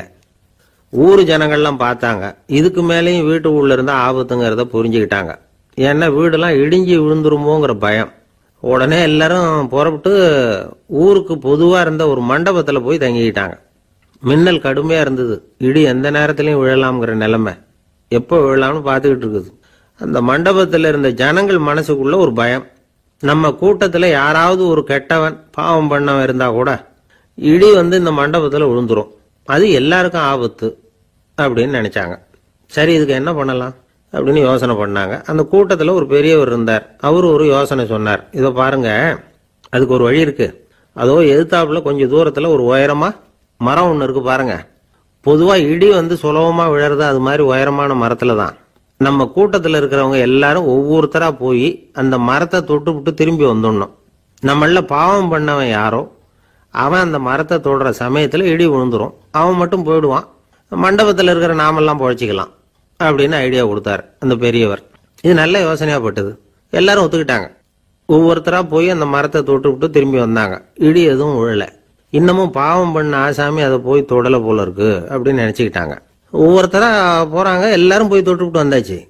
இன்னும் ஒரே ஒரு ஆசாமி தான் பாக்கி. கடைசியா இருந்த அந்த ஆள் பயந்துட்டான். இது வரைக்கும் இடி விழலைன்னா இப்ப என்ன அர்த்தம்? இப்ப நாம தான் பாக்கி, நாம தான் தப்பு பண்ண ஆள் போல இருக்கு அப்படின்னு நினைச்சுட்டான். அதனால துணிச்சலா போய் தொடுறதுக்கு பயந்தான், தயங்கிக்கிட்டே இருந்தான். இருந்தாலும் மற்றவங்க எல்லாம் சும்மா இருப்பாங்களா? கட்டாயப்படுத்தி கழுத்தை பிடிச்சி தள்ளாத குறையா அவனை தள்ளி விட்டாங்க, போய் தொட்டுட்டு வாடான்னு. அவன் நடுங்கிட்டே போய் அந்த மரத்தை தொட்டான். அதே வினாடி ஒரு பயங்கரமான மின்னல் இடி விழுந்துட்டுது. எங்க விழுந்தது தெரியுமா? அந்த ஆள் மேல இல்ல, மண்டபத்துல விழுந்தது. மண்டபத்துல இருந்தவங்க பூரா காலி. அந்த ஒரு ஆள் மட்டும் பொழைச்சிக்கிட்டான். இந்த ஒரு ஆளை காப்பாத்துறதுக்காக தான் இடி வந்து மண்டபத்துல விழாம இருந்திருக்குது. இதுதான் கதை. அதனால நல்லவங்க எப்படியும் தப்பிச்சுக்குவாங்க அப்படிங்கிறது ஒரு நீதி. ஒருத்தன் அப்படிதான் தெருவில் நடந்து போய்கிட்டு இருந்தான், ரொம்ப நல்லவன். எதிரில் ஒருத்தன் சைக்கிள்ல வந்துகிட்டு இருந்தான். அதுல மோதி இவன் கீழே விழுந்துட்டான். சைக்கிள்காரன் உடனே இறங்கி இவனை தூக்கி விட்டான். இவன் எழுந்திரிச்சு அவனை முறைச்சி பார்த்தான். அப்படி பார்க்காதீங்க சார், நீங்க ரொம்ப புண்ணியம் பண்ணியிருக்கீங்க, அதுதான் இப்போ வந்து சைக்கிள்ல மோதிக்கிட்டீங்க அப்படின்றான்.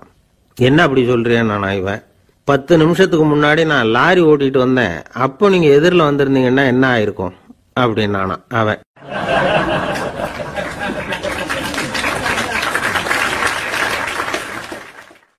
எனக்கு அதிர்ஷ்டமே இல்லை சார் அப்படின்னாரு ஒருத்தர். ஏன் அப்படி சொல்றீங்கன்னு கேட்டோம். வியாபாரம் பண்ணலாம்னு ஒரு கடை வச்சேன், வேண்டியப்பட்டவங்க கூட என் கடையில் வந்து எதுவும் வாங்க மாட்டேங்கிறான், எல்லாரும் அடுத்த கடைக்கு தான் போறான் அப்படின்னு சொல்லி ரொம்ப அழுத்துக்கிட்டார். இதுக்கு போய் அதிர்ஷ்டம் இல்லைன்னு சொல்லாதீங்க, வாடிக்கையாளர்களை வந்து கவர்றது எப்படிங்கிறது உங்களுக்கு தெரியல, அதுதான் குறை அப்படின்னும். சார் உங்களுக்கு தெரிஞ்ச அந்த ரகசியத்தை எனக்கும் கொஞ்சம் சொல்லி கொடுங்களேன் அப்படின்னார். சரி உங்க காதை இப்படி கொடுங்க அப்படின்னு சொல்லி அது சம்பந்தமா பெரிய வல்லுநர்கள் சொல்லி இருக்கிற கருத்துக்களை அவர்கிட்ட சொல்ல ஆரம்பிச்சோம். அதாவது இந்த வாடிக்கையாளர்களை கவர்றதுக்கு வல்லுநர்கள் பல ஆலோசனைகளை ஏற்கனவே சொல்லி வச்சிருக்கிறாங்க. அது சம்பந்தமா அனுபவப்பட்டவங்க, அதை தெரிஞ்சு வச்சுக்கணும். அதாவது கடை வச்சிருக்கிறவங்க எல்லாரும் இதை கொஞ்சம் காதில் வாங்கி வச்சுக்கணும். எதை இப்ப சொல்ல போறத. எப்பவும் பணத்தை சம்பாதிக்கிறதுலயே குறியா இருக்கக்கூடாதான். அதை விட முக்கியமா நீங்க சம்பாதிக்க வேண்டியது வாடிக்கையாளர்களுடைய மன நிறைவு. வர்றவங்க திருப்தியோட போகணும், அது முக்கியம். அதுல கவனமா இருக்கணும். கடைக்கு வர்ற ஒருத்தர் ஏதாவது ஒரு குறை சொல்றாருன்னு வச்சுங்க, அதை வந்து அலட்சியப்படுத்தக்கூடாது. ரொம்ப அக்கறையோட அதை காது கொடுத்து கேட்கணும். அப்படியா சார், அதை நான் அவசியம் கவனிக்கிறேன் அப்படின்னு சொல்லணும். ஒருத்தர் வரார், சார் நேத்திக்கு உங்க கடையில இதை நான் வாங்கிட்டு போனேன், வீட்டில் இது வேணான்னு சொல்லிவிட்டாங்க, அது திருப்பி கொடுக்கறதுக்காக தான் வந்திருக்கிறேன் அப்படின்னு சொல்லி திருப்பி கொடுக்குறார். உடனே நீங்க வந்து முகம் சுளிக்க கூடாது, எரிச்சல் படக்கூடாது. வழக்கம் போல நிதானமா முகம் அலர்ச்சியோட அதை திருப்பி வாங்கிக்கணும். இவ்வளவு ரூபாய்க்கு சாமான் வாங்கினா இந்த ஸ்பூன் அன்பளிப்பு, இப்படி ஏதாவது கொடுக்கலாம். பண்டிகை காலங்கள்லேயும் பொருள்கள் வாங்குறவங்களுக்கு இப்படி ஏதாவது பொருத்தமா ஒரு அன்பளிப்பு கொடுக்கலாம். நீங்க கொடுக்கறது ஒரு சர்வசாதாரணமான பொருளா இருந்தா கூட அது வாங்குற ஒரு மனசுல ஒரு மகிழ்ச்சியை ஏற்படுத்தும். எதுவும் உங்களால கொடுக்க முடியலன்னா உங்க முகம் நிறைஞ்ச சிரிப்பையாவது கொடுங்க, அது போதும். உங்க கடையில் இல்லாத ஒரு பொருளை வாடிக்கையாளர் வந்து கேட்கிறார், உடனே இல்லைன்னு முகத்தில் அடிச்சது மாதிரி சொல்லிடக்கூடாது. கொஞ்சம் உட்காருங்க சார் அப்படின்னு சொல்லி உங்க பணியாளர் யாரையாவது அனுப்பி வெளியில இருந்து வாங்கிட்டு வர சொல்லி அவர்கிட்ட கொடுக்கலாம். சில பேர் உங்க கடைக்கு வரும்பொழுது அவங்க வீட்டு குழந்தைகளையும் கூப்பிட்டுக்கிட்டு வர்றாங்கன்னு வைங்க. நீங்க என்ன செய்யணும்னா அந்த குழந்தைகளை முதல்ல கவனிக்கணும். அது கண்ணத்தை கிள்ளணும், அதுகிட்ட விளையாடணும், அதுக்கு ஏதாவது மிட்டாய் பிஸ்கட் எதையாவது கொடுத்து அது கவனத்தை கவரணும். அதுக்கப்புறம் பெரியவங்களை கவனிக்கலாம். உங்க கடையில வேலை செய்யற பணியாளர்கள் சுத்தமா இருக்கணும், சிரிச்ச முகம், சுறுசுறுப்பு, இது ரெண்டும் அவங்களுக்கு தேவை. அழுது வடிஞ்சிக்கிட்டு இருக்கக்கூடாது. அப்புறம் இன்னொரு விஷயம், அதிகமா பொருள் வாங்குற ஒருத்தர்கிட்ட அதிக மரியாதையாகவும் குறைச்சலா பொருள் வாங்குறவர்கிட்ட வேற விதமாகவும் நடந்துக்க கூடாது. எல்லாருக்கிட்டையும் சமமா நடந்துக்கணும். 5 ரூபாய்க்கு வாங்கினாலும் சரி, 500 ரூபாய்க்கு வாங்கினாலும் சரி, அவங்க கிட்ட நீங்க காட்டுற மரியாதையில வித்தியாசம் இருக்கக்கூடாது. எல்லாத்துக்கும் மேல உங்க கடையில ஒரு பொருள் வாங்கினா அது உண்மையானதா இருக்கும், தரமுள்ளதா இருக்கும் அப்படிங்கிற நினைப்பு ஜனங்களுக்கு வரணும். அதனால தரமான பொருளையே நீங்க வந்து உங்க கடையில வச்சிருக்கணும். இது வரைக்கும் நான் சொன்னதையெல்லாம் கவனத்துல வச்சுக்கிட்டு நீங்க கடையை ஆரம்பிச்சீங்கன்னா வியாபாரம் பிச்சுக்கிட்டு போகும். அப்படி போகலன்னா அதுக்கப்புறம் கேளுங்க. ஏன்னா இந்த யோசனைகள்லாம் அனுபவப்பட்டவங்க சொல்லி இருக்கிற யோசனைகள். இந்த யோசனைகள்ல நீங்க எச்சரிக்கையா இருக்க வேண்டிய ஒரு விஷயம் உண்டு. அது என்னங்கிறதையும் தெரிஞ்சு வச்சுக்கிறது நல்லது. என்னுடைய நண்பர் ஒருத்தர் வந்தார். சார், உங்கள் யோசனையை கேட்டதுனால நான் ஒரு அறை வாங்கினது தான் மிச்சம்னார். என்ன ஆச்சுன்னு கேட்டேன். எங்கள் கடைக்கு ஒரு பெரிய அம்மா குழந்தைய தூக்கிட்டு வந்தாங்க சார். உங்கள் யோசனைப்படி அந்த குழந்தையோட கன்னத்தை கிள்ளணும்னு முயற்சி பண்ணினேன். திடீர்னு அந்த நேரம் பார்த்து அந்த குழந்தை தலையை குனிஞ்சிக்கிட்டுது. என் கை குழந்தையோட கன்னத்துக்கு பதிலாக அதை தூக்கிட்டு வந்தவங்க கன்னத்தை கிள்ளி விட்டுது. அதுதான் அப்படி ஆயிட்டுது அப்படின்னார், கன்னத்தை தடவிக்கிட்டே.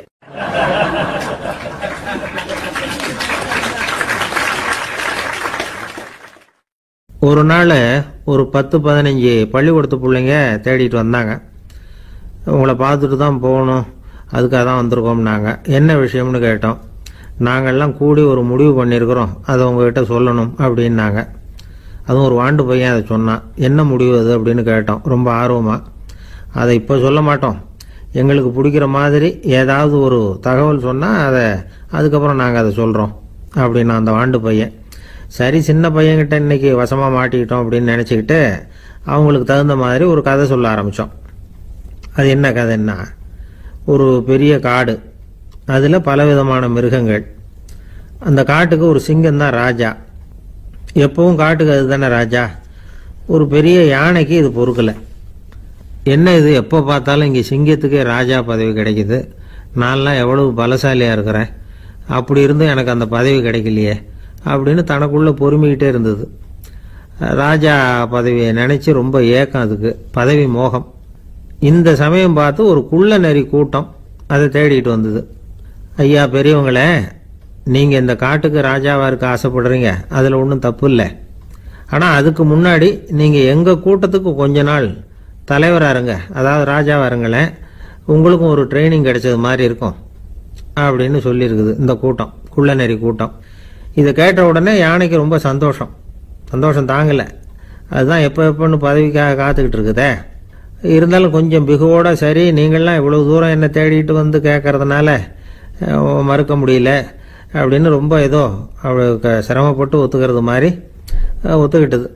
ஏதோ உங்கள் ஆசைக்கு கட்டுப்படுறேன், கொஞ்ச நாள் உங்கள் கூட்டத்துக்கு ராஜாவாக இருக்கிறதுக்கு சம்மதிக்கிறேன் அப்படின்னுது. உடனே அந்த யானை ராஜ நட போட ஆரம்பிச்சிட்டுது. யானை சாதாரணமாக நடந்தாவே எப்படி இருக்குங்கிறது நமக்கு தெரியும். அதுவே ராஜ நட நடந்தால் எப்படி இருக்கும் கற்பனை பண்ணி பாருங்கள். யானை முன்னாடி கம்பீரமாக போய்கிட்டு இருக்குது, தலைவர் இல்லையா, அதனால் குள்ள நரிகள்லாம் ரொம்ப அடக்கமாக அது பின்னாடி அணிவகுத்து போயிட்டு இருக்குது. ராஜா வாழ்க, மன்னர் வாழ்க அப்படின்னு கோஷம் வேற. யானைக்கு தலைகால புரியல, அவ்வளவு சந்தோஷம். அந்த யானைக்கு செருக்கு, ஆணவம் எல்லாம் ஏற்பட்டு போச்சு. அதுக்கப்புறம் அது தரையை பார்க்குமா, நிமிர்ந்து நடக்க ஆரம்பிச்சுட்டுது. தரையை பார்க்கறதே இல்லை. அப்படி போயிட்டு இருக்கிறப்போ ஒரு சதுப்பு நிலத்தில் திடீர்னு காலை வச்சுட்டுது.